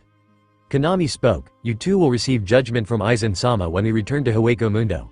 He lifted his hand and a Garganta opened up before them. Let us go. Hey, where are you going? The SXTA turned to Ichigo. I'm heading back home. What's it look like? Shut your face already. What do you mean, heading back home? This fight isn't done yet. Naruto waited for Grimmjow as the Espada continued. This fight was over before it started. That supposedly powerful attack of yours was hard on you. I can tell. You'd probably be able to pull off 2 or 3 more at most. The fact that I'm leaving is the only reason you're still alive. Shinigami. He turned towards the portal. Remember this name, Soul Reaper, and pray that you never hear it again, for when you do, it'll be the last time you hear it before you die. Grimmjow Jigerjax, La SXTA Espada. Ichigo gritted his teeth as he watched the Espada head back into the portal. That's when he noticed the other Arrancar, you. Naruto raised an eyebrow. Kurosaki. I see you're still alive. Good. The Media Espada took a few steps back into the Garganta. If you plan on living to stand a chance against us if we meet again, you better get stronger, and fast. The portal closed as Naruto turned to follow Grimmjow and the 2 former captains. Ichigo cursed under his breath. Thankful to be alive. It angered that it had been such a close call. He needed to get stronger. He needed to harness his powers better. He needed to find that Shinji and his Vizard group. Aizen-sama, with all due respect, we were simply trying to get rid of the Shinigami boy before he became too much of a threat to our plans. Aizen gave a calm look to Naruto and Grimmjow. I can understand this, Naruto. However, I never gave the order, did I? Naruto sighed. No, Aizen-sama. This is unbecoming of high-ranked Arrancar like yourselves. Especially you, Naruto. Attacking with no honorable purpose behind it is just meaningless slaughter, spoke Konami. Grimmjow gave an indignant snort. You and your morals.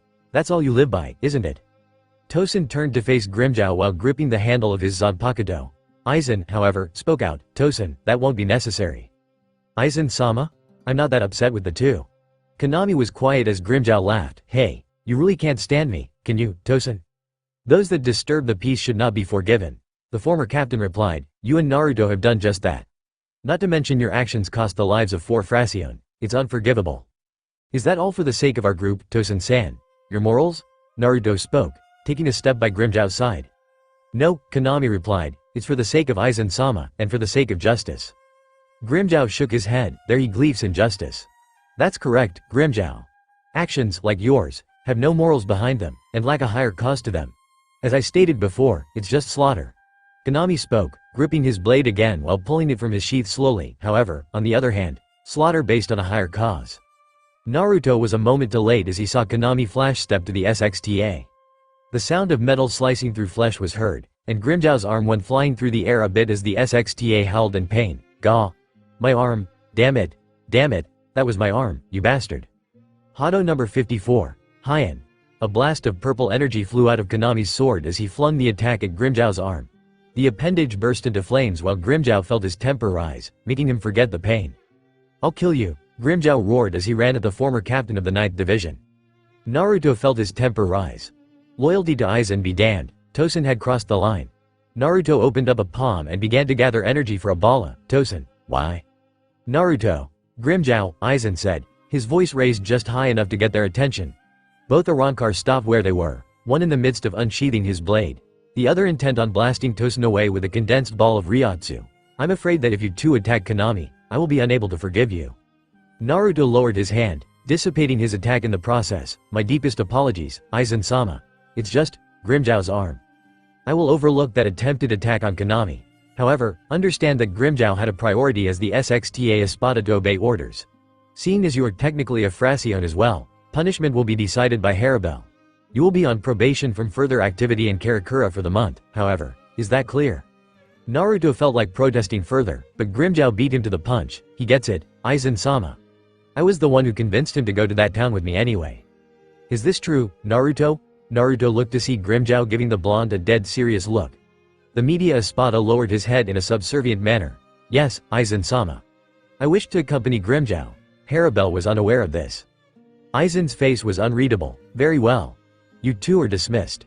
Grimmjow, seeing as you are incapacitated to such an extent, you will be removed from the Espada.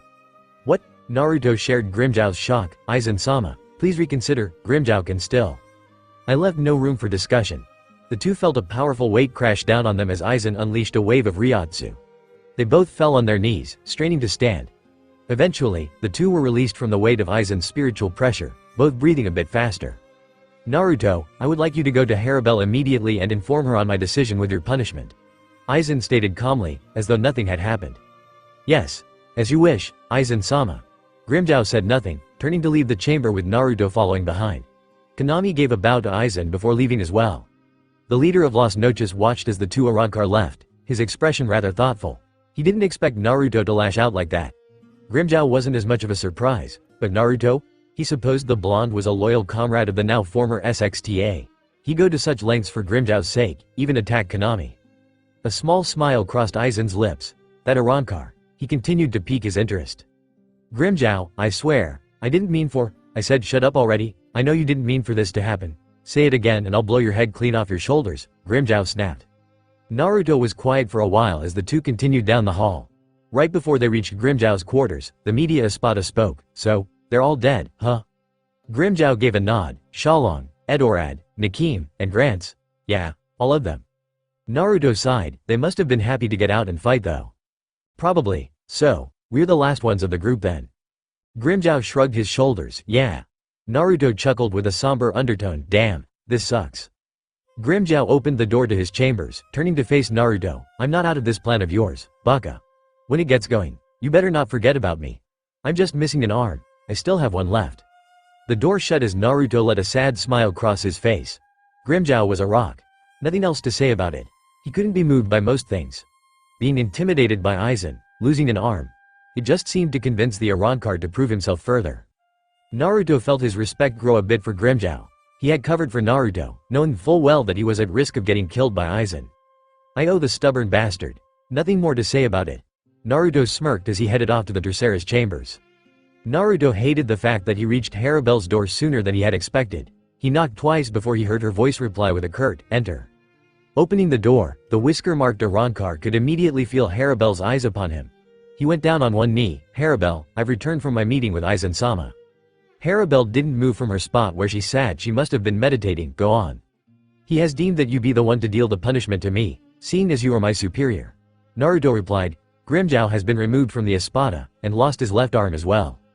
Harabel nodded. Very well. She rose to her feet. Follow me.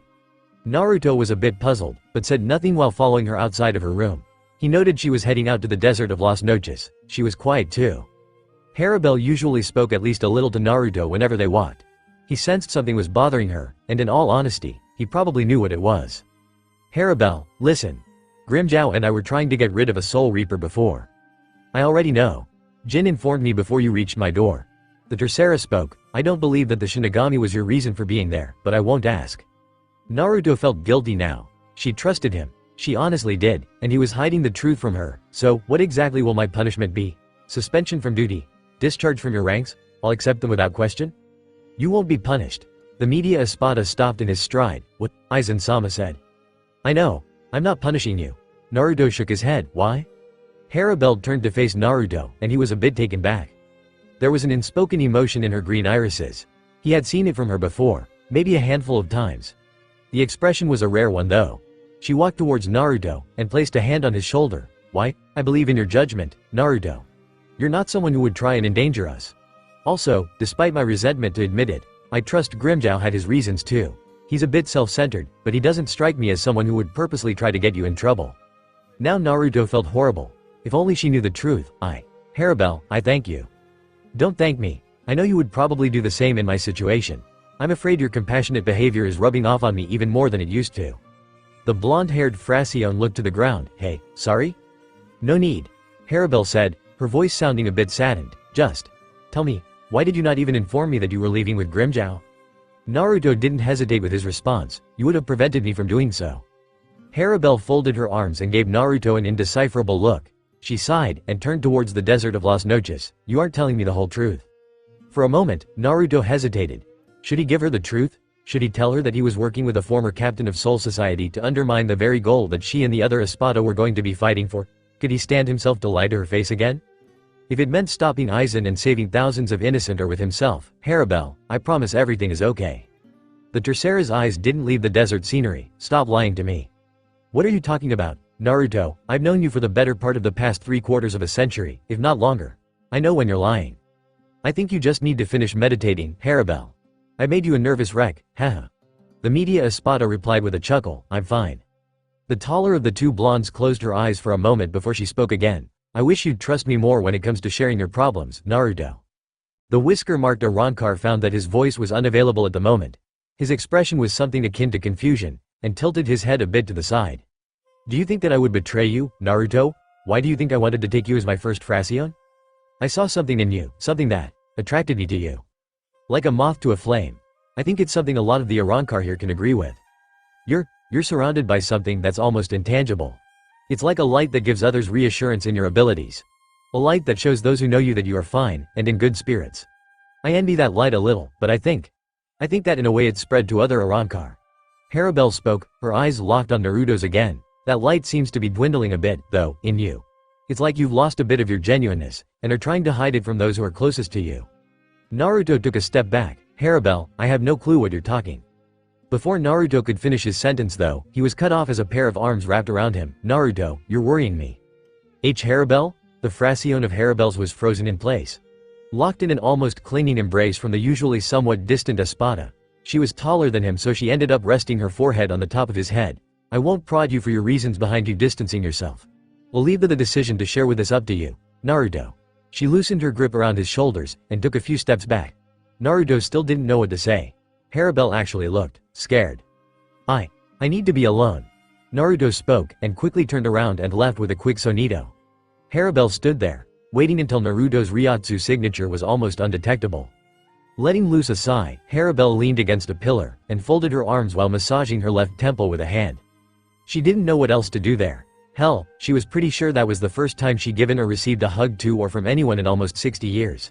She recalled one time after she had given Naruto a thorough beating in training that he had given her a friendly hug after she helped him to his chambers, to which she had been taken aback by.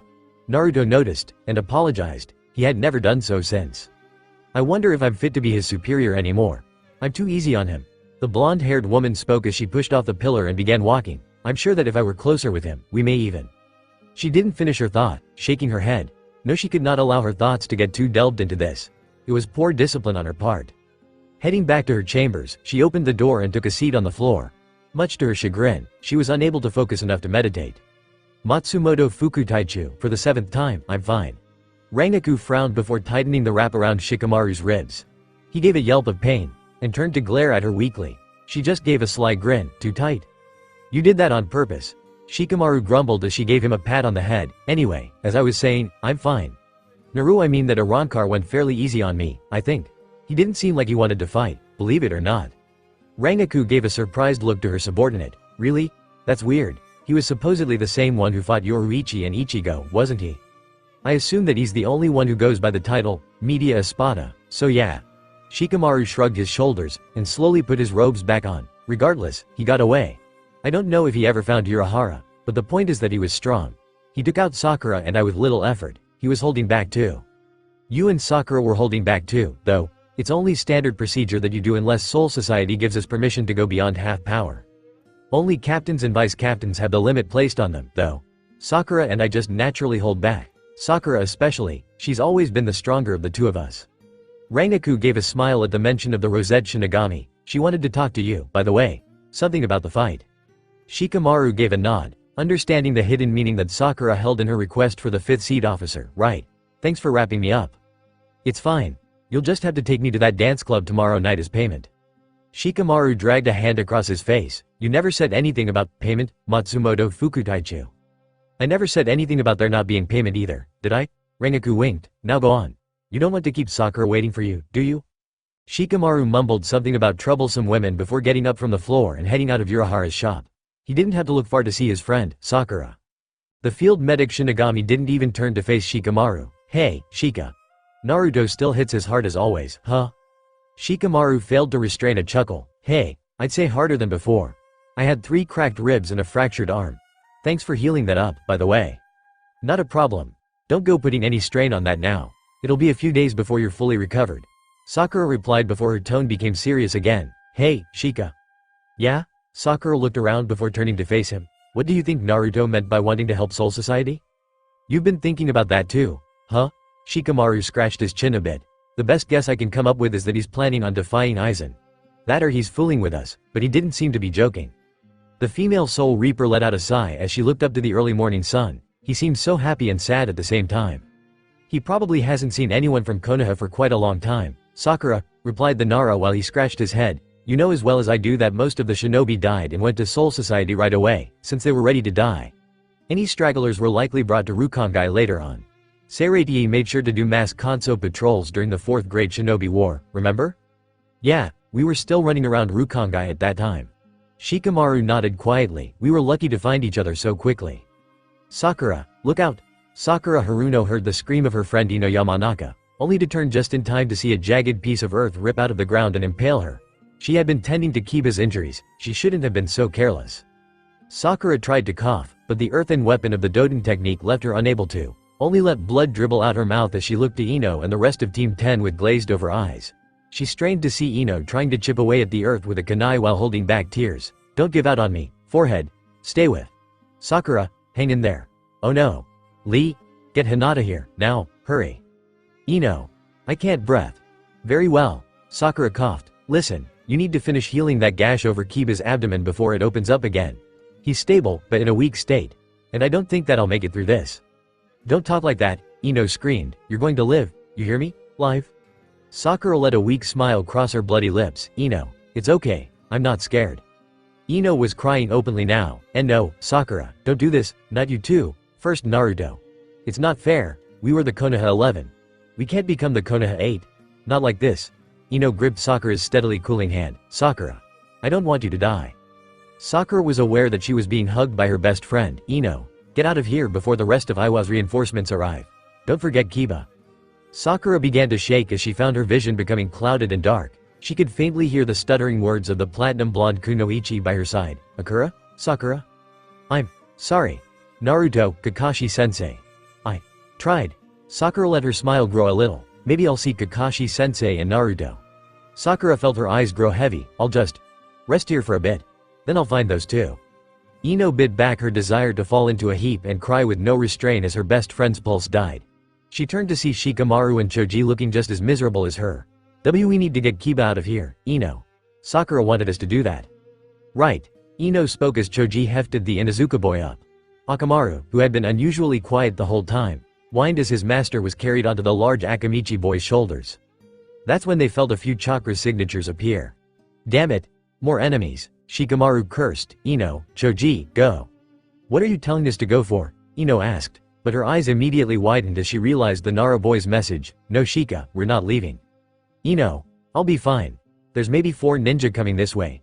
I can hold them off until the other leaf ninja arrive. Shikamaru, you can't be serious. Choji didn't finish his sentence. I can't let Sakura and you both die here. I'm the highest ranking ninja here. This was my platoon to lead. I'm not letting the last 3 members die. Go. I'll see you at the camp. Both Ino and Choji shared looks before looking into Shikamaru's eyes. They said nothing, but one word was silently spoken between the 3. Goodbye. The 2 hopped off with Kiba in arms and Akamaru following behind. Shikamaru dug into a pocket in his vest and pulled out a box of cigarettes. Well, sensei. Looks like this is where I see if the will of fire you told me about is really in me. He lit his cigarette and took a drag before blowing smoke into the air and looking to the 4 Iwa ninja. You're too late. My platoon is retreating back to camp, and reinforcements will be here within 5 minutes. One of the enemy shinobi gave a shrug. That's fine. You're Shikamaru Nara. We've got you listed in our bingo book as a potentially dangerous shinobi. We'll just kill you. Shikamaru pulled out a kunai while taking another drag. Well, then I'll just have to take down as many of you as I can before that happens, won't I? Hinata, Tenten, Genma, and Rado arrived maybe a minute too late. Shikamaru lay on the ground with a shuriken in his neck. 3 shinobi from Iwa dead a little ways off. The 4th one stood against a tree with a kunai in his side, likely puncturing his liver. Hey. The kid was tough, but he couldn't hold his own against us. We managed to get rid of that apprentice of your Godem, too, haha. Hinata felt something snap within her.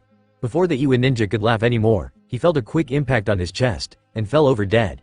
Hinata held out a hand as she trembled, Byakugan fully activated and tears in her eyes. Hinata. I'm fine. Tenten. Hinata replied. She deactivated her Kekai Genkai, and let her hands droop to her sides. We were too late. The 4 shinobi picked up the bodies of their fallen comrades, and headed back to the base camp to prepare for a funeral. Shikamaru was a bit surprised to be lifted up by Sakura when he opened his eyes after blacking out. He would have asked her why she was pulling him into the forest, but she just pointed to the waking forms of the 4 Iwa ninja. Shikamaru shook his head in disbelief. He killed 3 of those shinobi, and was pretty sure that the 4th one received a lethal blow as well. What the hell is going on? Is this a genjutsu? Shikamaru clapped his hands together to gather chakra and break the possible illusion on him. No chakra came. Shika, we're dead. Look. Shikamaru looked towards the direction the kunoichi was pointing to see Genma and Rado carrying his body while Hinata and Tenten carried Sakura's. I feel sick. Just calm down, Shikamaru. Apparently we're ghosts. It was then that Shikamaru noticed a chain hanging from the center of Sakura's chest. He had one too. He didn't really want to think about why he did though. Well, this was peachy. Shikamaru didn't expect to die only to become a wandering spirit. Now what? About 2 days had passed since they had died. It had been close to nightfall when they were approached by a group of people in black attire with swords. Before either Shikamaru or Sakura could ask them any questions, they were each tapped on the head by the end of 2 of the people's sword handles. Damn, those bastards really need to stop riding around with those pigs all the time, especially that Ganju. Oh, leave them, Shika. They're just a bunch of idiots. Sakura and Shikamaru walked down the streets of their current district of residence. They had been here in Rukongai for close to 30 years now. They had searched around for any familiar faces, but with no success. It turned out that Rukongai was much bigger than they had suspected. They had only been through 40 districts within their time in Soul Society. There were more than 80 of them. Gah, I'm still hungry. Sakura said with a mild whine. Shika, we need to get more food. That's a problem. We ran out of money from working at that tavern. Sakura sighed. Well, that stinks. What do we do then for food and money? Work.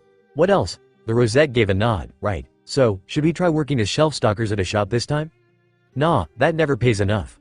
Restaurant? Too tempting to eat on the job. Sakura's eyebrow twitched. Cleaning in an inn? Too many hours. Then what? I don't know.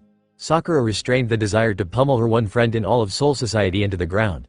Let's look around for a while and see what we can. Out of the way, out of the way. Shikamaru turned in time to see a blur of red heading towards him. Now what? I said out of the sound of 2 bodies colliding was heard as Sakura turned to see Shikamaru in a crumpled heap with another male who had a similar hairstyle. Only his hair was a bright red. Ow. What the hell is your problem? The newcomer got up. I said out of the way. Idiot, are you deaf, or just that dumb that you don't under? Renji, what are you standing around for? Move. Shikamaru turned to see a shorter woman who looked to be around his and Sakura's age running to the one called Renji with her arms full of food. Renji began to frantically pick up the dropped parcels of food he had been running with as the woman caught up. Sorry, Rukia. This idiot here got in my way. Sakura noted that the 2 strangers had food. Food meant she wouldn't be hungry. Not being hungry meant she wouldn't have a stomach bothering her all day. Do you need help? Rukia and Renji looked to the girl with pink hair, then to each other. They shrugged before nodding. If you can help us distract those food stand owners, we'll share our food with you. Sakura looked to a rather annoyed Shikamaru. Well, what do you say, Shika? Like you're giving me a choice? TCH, fine, food is food. Renji and Rukia gave Sakura and Shikamaru each a smaller portion of their acquired goods, which was mostly bread and salted meat, and then made a quick plan. They waited until the group of stand owners who Rukia and Renji had stolen from appeared, and then the 4 took off in different directions. Rukia and Renji took off down a side road while Shikamaru and Sakura took to an alleyway. You stinking kids. Give us back that food. Sakura and Shikamaru darted between the crowds of people while trying to balance food in their arms, which turned out to be a harder task than here they are. Shikamaru looked ahead to see Rukia and Renji waving to them near the edge of the district. The 2 former shinobi ran for all they were worth, and eventually made it to the more forested area of the district. They went deeper into the woods, clear from further pursuit from the angry stand owners, and eventually settled into a small clearing that had 2 ragged tents set up. Thanks for the help, we've been trying to get food for almost 2 weeks now. Sakura nodded. It's not a problem. Shika and I were just talking about getting a job to get some food. but I guess this strategy works too. Rukia and Renji were already digging into their portions of the food. Sakura and Shikamaru both blinked before taking a loaf of bread, breaking it, and eating with a little less gusto. "So, what are your names again?" Renji asked through a mouthful of food. "Shikamaru Nara. Sakura Haruno." Rukia gave them both a smile. "It's a good thing we ran into you. Usually we don't have as much success when we have to steal." "I didn't know it was that bad in this area," Sakura said as she hesitated to eat anything further. Shikamaru had less guilt about their new acquaintance's dilemma, and continued to eat his salted pork. "Thank you for this food, but we don't want to take away from you. We can always go back and try and work for." "It's fine. Renji and I are the only ones here. We usually have enough to last us for a week or so when we get food. We can share with you too as well." "We can?" An elbow to Renji's gut was Rukia's response before continuing. We don't really have any other friends. We'd like it if you could stay." Sakura blinked in surprise. This Rukia girl sounded desperate. Shika?" Shikamaru gave a shrug. "It's fine by me." Sakura smiled. "We'd be happy to." Rukia's eyes lit up a bit. "Really? That's great. Let's see. We don't have any other tents available, but I can share with you." "I'm not sharing with Pineapple Head," Renji said while biting into an apple. "Pineapple Head? Look who's calling the kettle black. Wouldn't you say, no way, my hair is totally different from yours. Whatever helps you get to sleep at night." Renji pointed a finger at Shikamaru while looking to Rukia. "I can't stand this guy." Rukia gave Renji a flat look. "Renji, you started the fight." "What? I was just being honest. Look at his hair." Renji sputtered. "Rukia, are you serious about letting him stay here?" Sakura rubbed her temples while looking to see Shikamaru had decided to doze off under a tree. Typical. She couldn't help but smile though. No matter what, Shika was a true friend who she could rely on when the time called for it. "So why were you in this part of Rukongai?" Sakura rolled over in her sleeping bag to face Rukia. "Well, we've been looking around for any friends of ours. We've been dead for about 30 years now. We came from a place where there was a war, I think," Shikamaru replied as he looked to Renji. Sakura was looking for two people in particular. One was named Naruto. "Yeah, that's it. Naruto and her former teacher. What was that guy's name? Kakashi, yep. Anyway, we haven't found either of them yet, so we just decided to search for anyone we may recognize. See if they know anything about anyone we know." Renji was a bit baffled. "Damn. You've been through 40 districts, and still nothing?" Shikamaru nodded in reply. "That sucks." "Yeah, but I guess I should consider myself lucky. You guys look like you have it rough, no offense." Renji waved a hand. "None taken." "Yeah, you're right though. Rukia and I used to have more friends, but I understand. This place isn't that forgiving for orphans." Shikamaru sighed, relieving Renji of having to go into detail. "So, do you have any plans?" "Plans?" Renji repeated. "Yeah, plans. You plan on going anywhere to live for an extended period of time? Do you want to set up a shop? Anything?" Renji rubbed his chin. "Well, we were thinking of trying out at the Shinigami Academy," Rukia stated while playing with a loose thread on her blanket. "Renji and I both happen to be capable of manipulating spiritual energy. My guess is that if you two were as hungry as you looked, you can do that too." Sakura nodded. "Shikamaru can release small ripples of energy that I sometimes can feel. I'm capable of doing that as well, but it tires me out quicker." The rosette was quiet for a moment before she spoke again. "Rukia, do you think we could join you in going to the academy?" Rukia smiled. "Well, I don't know when that will happen, but sure. Stick with us, and we'll help each other until get to the academy." The former kunoichi felt a little bit of a once-forgotten feeling rise up in her chest. It was hope. I don't remember when we stopped searching for the others." Shikamaru spoke as he turned to face Sakura again. "Do you?" Sakura let out a hollow laugh. "I had forgotten about Konoha until just a few hours ago, Shika. Living in Soul Society for that long does that to people." Shikamaru grunted in agreement. "I'm worried that Naruto's planning on doing something crazy. He had a tendency to do that kind of stuff, didn't he?" A nod. "I think so." Sakura rubbed her temples. "I don't want him to go and throw everything on his shoulders again." "Neither do I." The two were quiet once again as they shared a comfortable silence. The fourth-seated officer of the 4th squad began chewing on her thumb in thought before shaking her head. "I just don't know what he wanted with Urahara. The stupid bucket hat wearing pervert isn't saying anything, so he can't even be sure that Naruto found him. Well, let's just hope that whatever Naruto's planning that it won't be too dangerous." "Something tells me that's not likely, Shika. Aizen-sama, I'm afraid I don't agree with the choice for the new SXTA." The others in the room turned, most having unsurprised looks on their faces, as Naruto gave his opinion to the leader of the Espada forces. Aizen gave a nod. "Would you care to explain, Naruto?" "Yes." Naruto looked to the others before he continued. "I'm sure most of you are aware that Luffy is nowhere as powerful as Grimmjow. I'm certain that even now, without his full powers at his disposal, Grimmjow could easily decimate our new SXTA Espada. There was a general murmur among the other Espada. Berrigan gave a grunt of understanding. That's true, Aizen-sama. Grimmjow was also better at wielding his Zanpakuto compared to Luffy. Luffy has already been made the SXTA, regardless of there being a disagreement in whether or not some of you think he is qualified for the title. Aizen spoke before taking a sip of tea. Now, onto the other matter at hand. Naruto sighed before resting his head on his hands. He tried, at least. Hell, even Berrigan had given him some support. That was rare. Naruto half-listened as Aizen explained about another attack on Karakura that would be used as a diversion and assurance that his bigger plan would kick into effect. Capturing Orihime Inoue. The blonde was more focused on the youthful Arrancar that was sending him a glare from across the table. Naruto gave him a grin before turning to face Aizen. It was no secret that Luffy and Naruto despised each other. It had only been a week since Grimmjow's demotion, and already there was a replacement. Naruto thought it was an insult to the title of SXTA to have someone like Luffy take the spot. The truth was that their hatred ran deeper than this, though. Luffy was one of the newer Espada. From the moment they met, Naruto had felt something was just off about the Arrancar. He was like Jin with his witty and sarcastic humor, yet unlike Jin, he didn't show Naruto any respect. At least Jin was somewhat of a friend in Naruto's book. Naruto noticed Luffy had opted to face Aizen as well. Good, the damn brat didn't know what he was getting into if he tried challenging the blonde. He wouldn't kill Luffy, but that didn't mean he wouldn't bring him close to it. Maybe another resentment towards the new SXTA was because of how he treated the others, namely Grimmjow. He had blatantly insulted the former Espada on more than one occasion, and it had taken the combined efforts of Apache, Lillinette, and Stark to hold back Naruto when he had heard Luffy try to humiliate Grimmjow after the blue-haired Arrancar lost his title. So in conclusion, I'll assign 6 of our Arrancar to this mission in about 3 weeks' time. You're all dismissed. The chamber cleared out quickly enough. Naruto walked down the hall, following Harabel as he did so.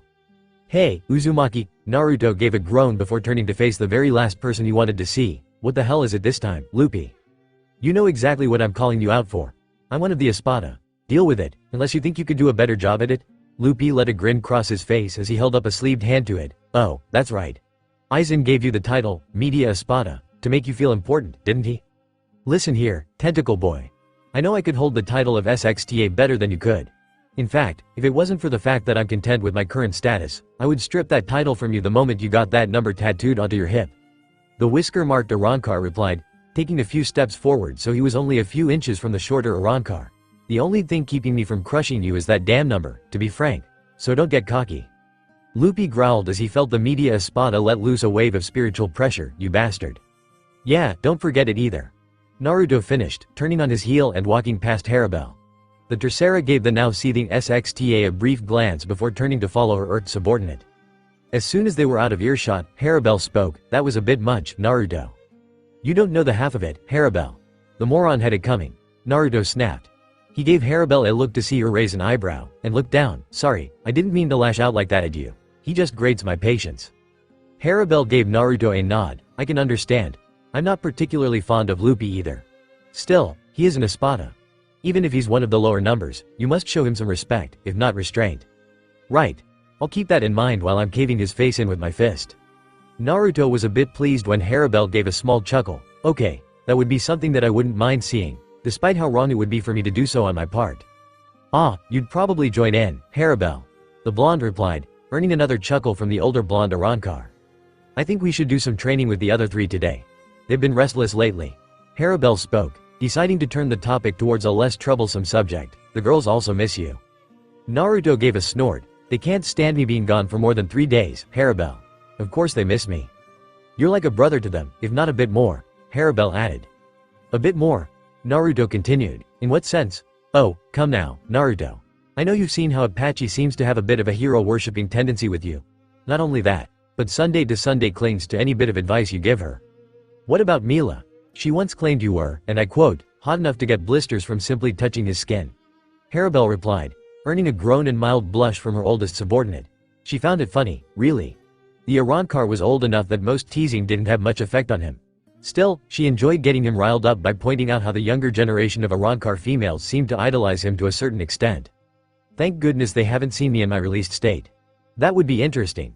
Naruto gave Harabel a look that stood between a scowl and pout. You're horrible, Harabel. Only to you. The two continued down the hallway to Harabel's chambers where the other three Fraccione were likely waiting. I don't know, Kazuki. I wouldn't trust one of them if they offered me their help. Why him? Urahara had a rare expression of utmost seriousness on his face. He's different. You had to be there. He was blatantly honest with me, yet he seemed hesitant to reveal too much information on the Espada in general. Seems like he's just a backstabbing jerkface if you ask me. Shut up, Hiyori. Shinji groaned before receiving a smack via sandal to the head. Gah, seriously, Hiyori. Doing that is going to cause some long-term problems to me years from now. Like I care, it'd probably be an improvement, Urahara groaned as his former vice captain and fellow captain argued. Can we get back to the situation at hand? Shinji and Hiyori both quieted down before turning to the bucket hat wearing man. Shinji gave a nod. So, this Uzumaki guy. He's the same one we fought a good couple of decades ago.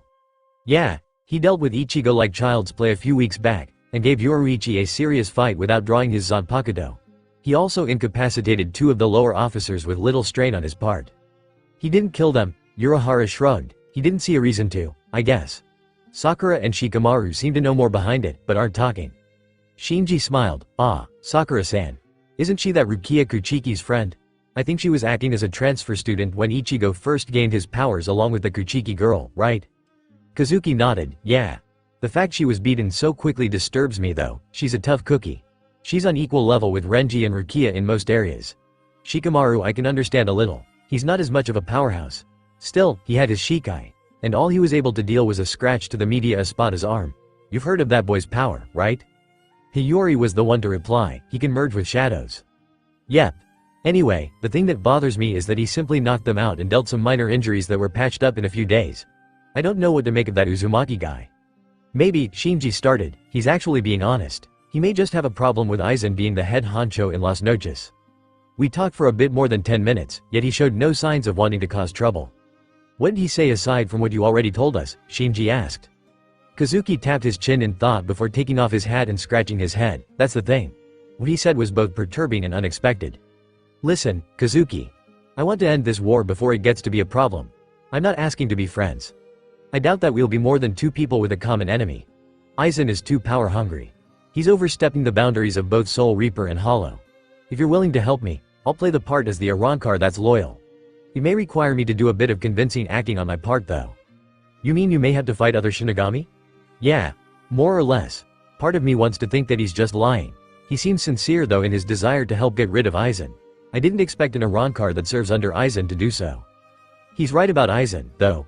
Shinji spoke while leaning forward in his chair. The man has a lust for power. Well, either way, Naruto informed me that he'll stop by in a month's time. He said that he may be with other Arrancar that are unaware of his plan, and may have to do some fighting. Kazuki placed his hat back on. Either way, he's still associated with the enemy. We can't be too trusting of him. Right. Now, I told him of my plan on the fake that will be over Karakura. He agreed it was a good idea, but added a few suggestions. The general layout is a bit different now. There will be a central pillar where the four cardinal pillars intersect, saying that the cardinal direction is a common design in barriers such as these. Adding a fifth barrier isn't an amazing improvement, but he said that it will help stall for time if there's a direct attack on them. Alright, San, what was the other thing you wanted to talk about? Kazuki opened up his fan that appeared from out of nowhere while flapping it a bit. How's your progress going with getting Ichigo? Shinji grunted. The kid's stubborn as hell. He wouldn't join us at first, though I'm suspecting him to appear within the next few days. While he denied it, he looked interested a little. Kazuki nodded. Good to know. He looked around a bit before he turned back to the two. So, will you two be staying for lunch? Ichigo walked up to the warehouse that just seemed to be screaming, "Notice me," to the teen. He couldn't deny it anymore. He needed the help of these Vizard, or whatever they were called. Walking up and pressing his hands against the steel doors of the giant building while the hinges creaked, he stepped into the darkened and spacious warehouse. Well, I was wondering when you'd show up. Ichigo turned to see a face he had been expecting. Hiriko. Shinji gave a wave while his grin grew a bit. I see you've decided to join us after all. No, I'm going to use you and the other Vizard to help me train my control over this hollow inside me. The Kurosaki boy replied while smirking. TCH. It isn't like that, Ichigo. We don't just go and offer our help to a Shinigami. Especially a substitute, either you're in or not. Looks like I'll have to force you to help me, then. Ichigo replied while pulling out a badge and pressing it against his forehead. His body fell over while Ichigo's soul appeared, Soul Reaper attire and Zanpakuto with him. He drew Zanjetsu as Shinji hopped down from the tower of boxes. Ichigo noted 7 other individuals watching the two. You don't get it, do you? No, I shouldn't have expected you to. You're still just an ignorant kid, after all. Shinji sighed, drawing his blade. Fine. You want to dance? Let's go. The sound of the two men clashing with their swords echoed throughout the warehouse as the other 7 watched. You think this kid is really as powerful as Shinji said he is? Rose looked to Love and shrugged. I don't know, honestly. You can feel the Ryotsu pouring out of him though, so he's at least got some power to back up his talk. Lisa, who was only a few feet away from them, spoke up. I heard he got trounced by one of the Arankar we met way back, the blonde-haired boy. Love was the one to raise an eyebrow as he heard this. Really? Damn, I was wondering if I'd be hearing about that guy again. That must be what Shinji wanted to talk about later. Most likely. Lisa said while turning back to the fight. Oh boy, Hiyori's jumping in. The 3 looked to see the pig-tailed blonde girl shouting at Ichigo as he seemed to be rather annoyed. This wasn't uncommon. Hiyori tended to annoy most people. In turn, most people tended to annoy her. It eventually got to the point that Hiyori donned her mask and forced the hollow to come out from Ichigo. After nearly getting her trachea crushed by the out-of-control Ichigo, and some quick intervention from the other wizard, it was agreed that Ichigo would be allowed to train to control his powers with the wizard. Ichigo didn't realize that this decision he had made on a whim would be one of the most important ones in the weeks to come. Naruto sat in his room, lying on his bed as he folded his legs and closed his eyes. He didn't really know what to expect by doing this. There were a few things he could imagine happening, most of them not good. Well, it's either risk it or never find out. Naruto thought as he took in a few deep breaths like Harabel had instructed him, and slowly felt himself slip into a deep state of subconsciousness. He wasn't sure how much time passed until he opened his eyes, but he was where he had imagined himself to be. The place had changed a lot since he had last visited this part of his mind. He stood within a deeply forested area. Sunlight peeked through a few gaps in the canopy of the dense vegetation while most of the area remained darkened. It wasn't foreboding though, more like peaceful, sacred, almost. Naruto followed a small dirt path that broke off in several directions to various parts of his mind. He wasn't sure why, but he felt that going straight was the best choice. He whistled to himself as he continued down the small path. He didn't even know how long it was before he came to something that he was certain was what he was looking for. There before him lay a cave. A large one, to be exact. All around the top of it hung small little paper seals. The one thing that he definitely recognized was a large one that hung from the center with the inscription of seal on it. Well, so the whelp finally returns. How long has it been? 200 years? 250? Naruto scowled. I expected that you would have been absorbed into me by now. A rumbling laugh echoed from the inside of the cave. So did I when you died. I had been expecting to simply vanish back to where I was manifested for about 2 or 3 millennium before I returned. You were supposed to die, though. That's what I had been told, at least by my father before I killed Pain. Your father was a fool. He was trifling in things that mortals shouldn't get involved in. Still, his efforts would have been in vain. You cannot kill what had no mortality to begin with. Spoke the voice as a glowing red aura began to develop within the depths of the cave. The trees blew a bit in a now steady breeze. You may have believed that the seal gave me mortality. In a way, that's true. However, the fact of the matter is that it would have merely forced me to regain my strength. Doing so would require eons of slumber. Your death would bring that upon me. So how is it that you're still here, then? Naruto asked as he folded his arms. I died. Why aren't you sleeping? Our souls are tied together. You were a wandering spirit for some time before you actually passed over. I had not expected to be linked to you as such.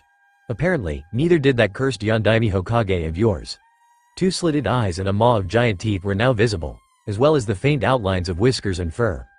The Kyuubi. So you're saying that we're still linked together, huh? Precisely.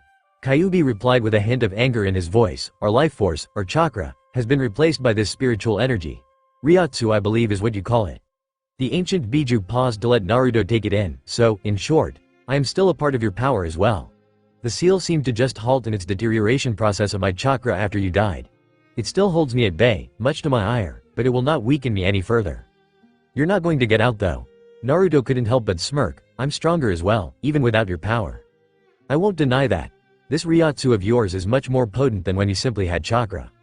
The Kyuubi agreed, his eyes narrowing. I had not expected you to ever return here, at least not for several more centuries. I imagined that someday you would remember something of your past. The Kyuubi moved closer to the edge of the cave, and some light actually shined on its face, revealing the black markings around its left eye. Seeing as there is no use in trying to break through an impenetrable seal, I'm going to make a deal with you. Deal? Correct.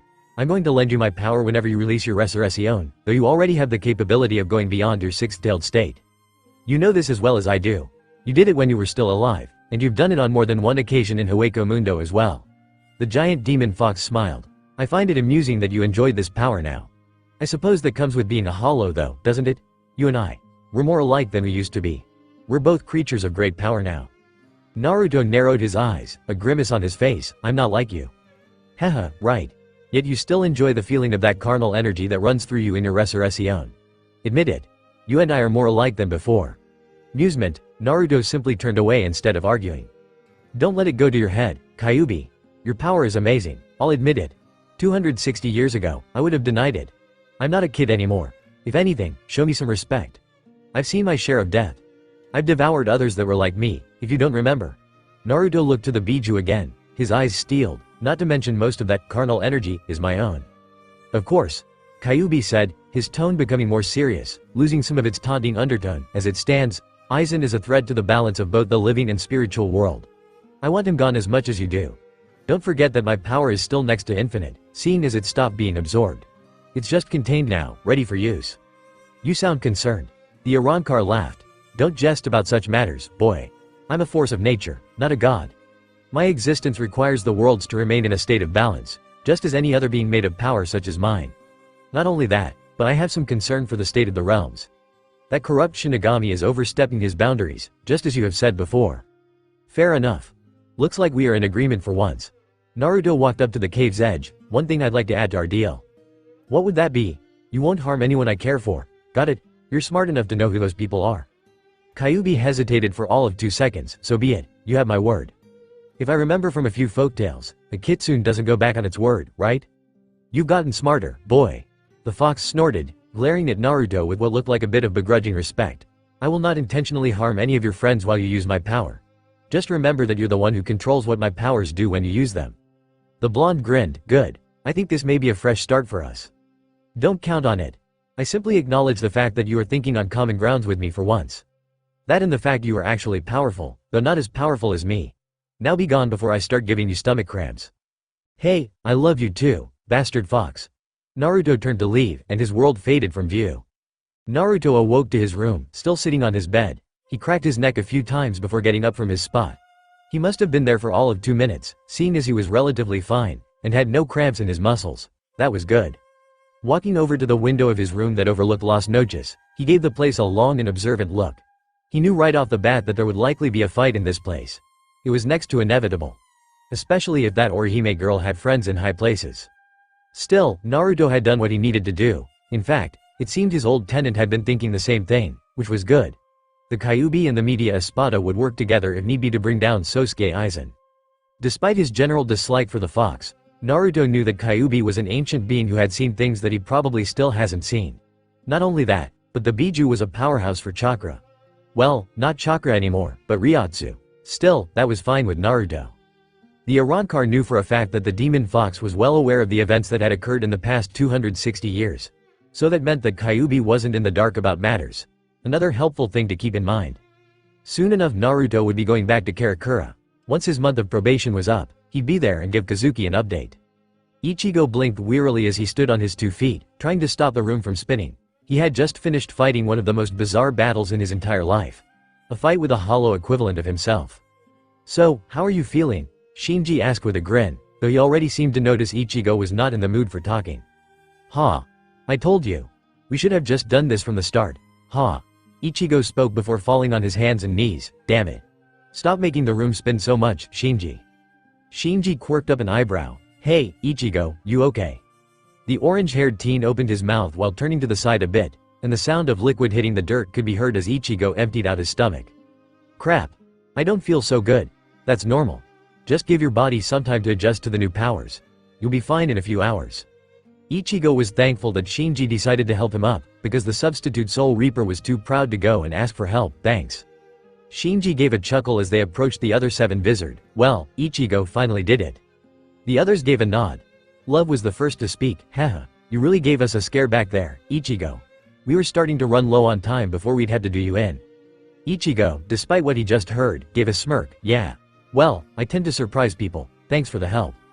A few minutes later found Ichigo resting on a cot while the Vizard were gathered in a small group. They were speaking in hushed voices, and looking to make sure Ichigo was sleeping as they did. I don't like leaving the others in the dark like this, Shinji. Lisa, if we told his friends, then who knows what they would do. As far as my understanding goes, Yamamoto and the other captains are the only ones in Soul Society aware of these plans. The vice captains may learn of it later, but they'll likely be told to be secretive about it. If too many ears hear this, it's bound to get to Aizen. Point made. Still, can we be sure that Uzumaki or whatever that brat's name was can actually pull this off? Kensai asked while chewing on a rice cake. Hiyori was the one to respond, her demeanor displaying her rare mature side. We're not sure. As far as we know, that moron of an Arankar is dead right now. Aizen could have found out. Shinji gave a nod. We have to be prepared for this plan to fail. That's all there is to it. It's better to be safe than screwed, as I say. You never say that, Baldy. Shut it, Hiyori. That's a lot better, Orihime. Rukia smiled as she stood in the air a bit. You need to be more serious about attacking though. Orihime looked like she was ready to protest before she closed her mouth and nodded. Right, Rukia-san.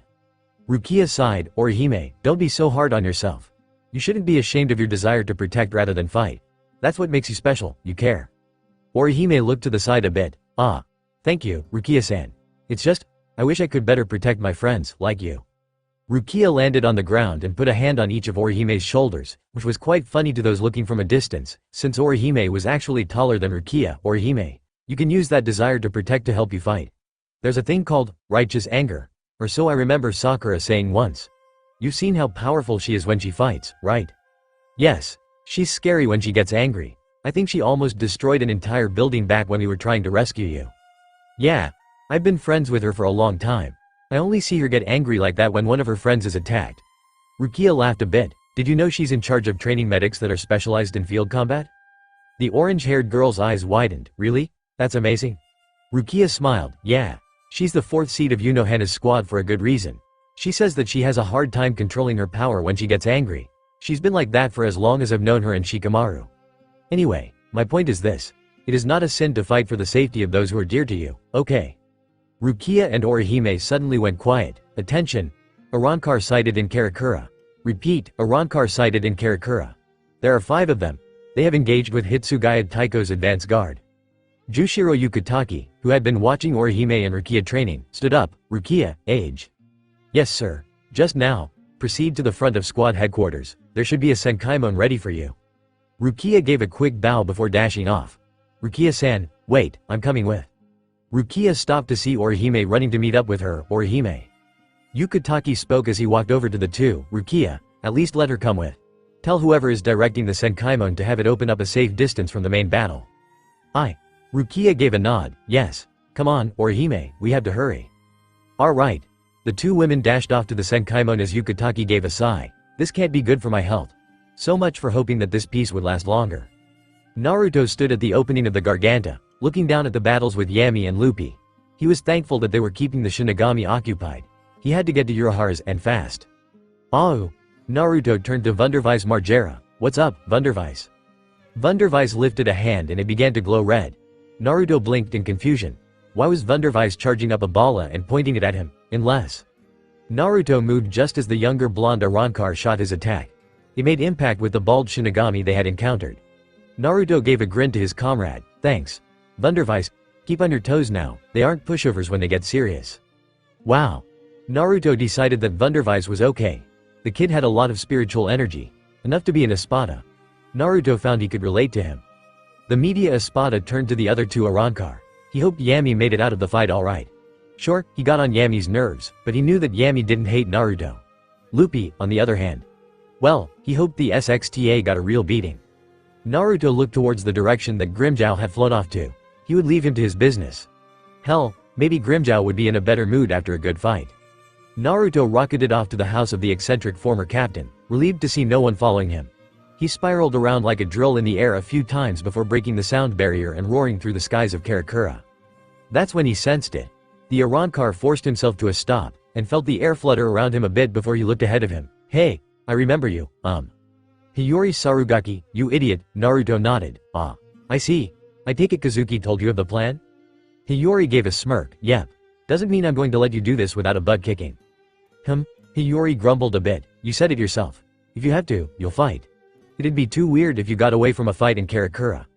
The former vice captain pulled out her blade while putting a hand over her face. Just to let you know, I'm much stronger than I used to be. Hey. I see you hold a grudge against me. Alright, Hiyori, I'll fight you. If I run low on time, I'm leaving it up to you to let Kazuki know what's going on. Yeah, just get your sword out already. Naruto smirked. Draw my sword. Look, if I draw my sword, then I'll have to fight for real. I don't want to hurt you. Hiyori surprised Naruto by grinning as well, her pointed tooth sticking out a bit. Didn't I tell you, Baldy? I'm stronger than I used to be. The Arrancar quirked an eyebrow as Hiyori's Ryotsu rose significantly. Her mask appeared as the white shards formed together. Naruto let out a low whistle. Wow, you weren't kidding. I may actually get a real fight out of this. The Arrancar drew his red-handled odachi and grinned while fiddling with a tassel.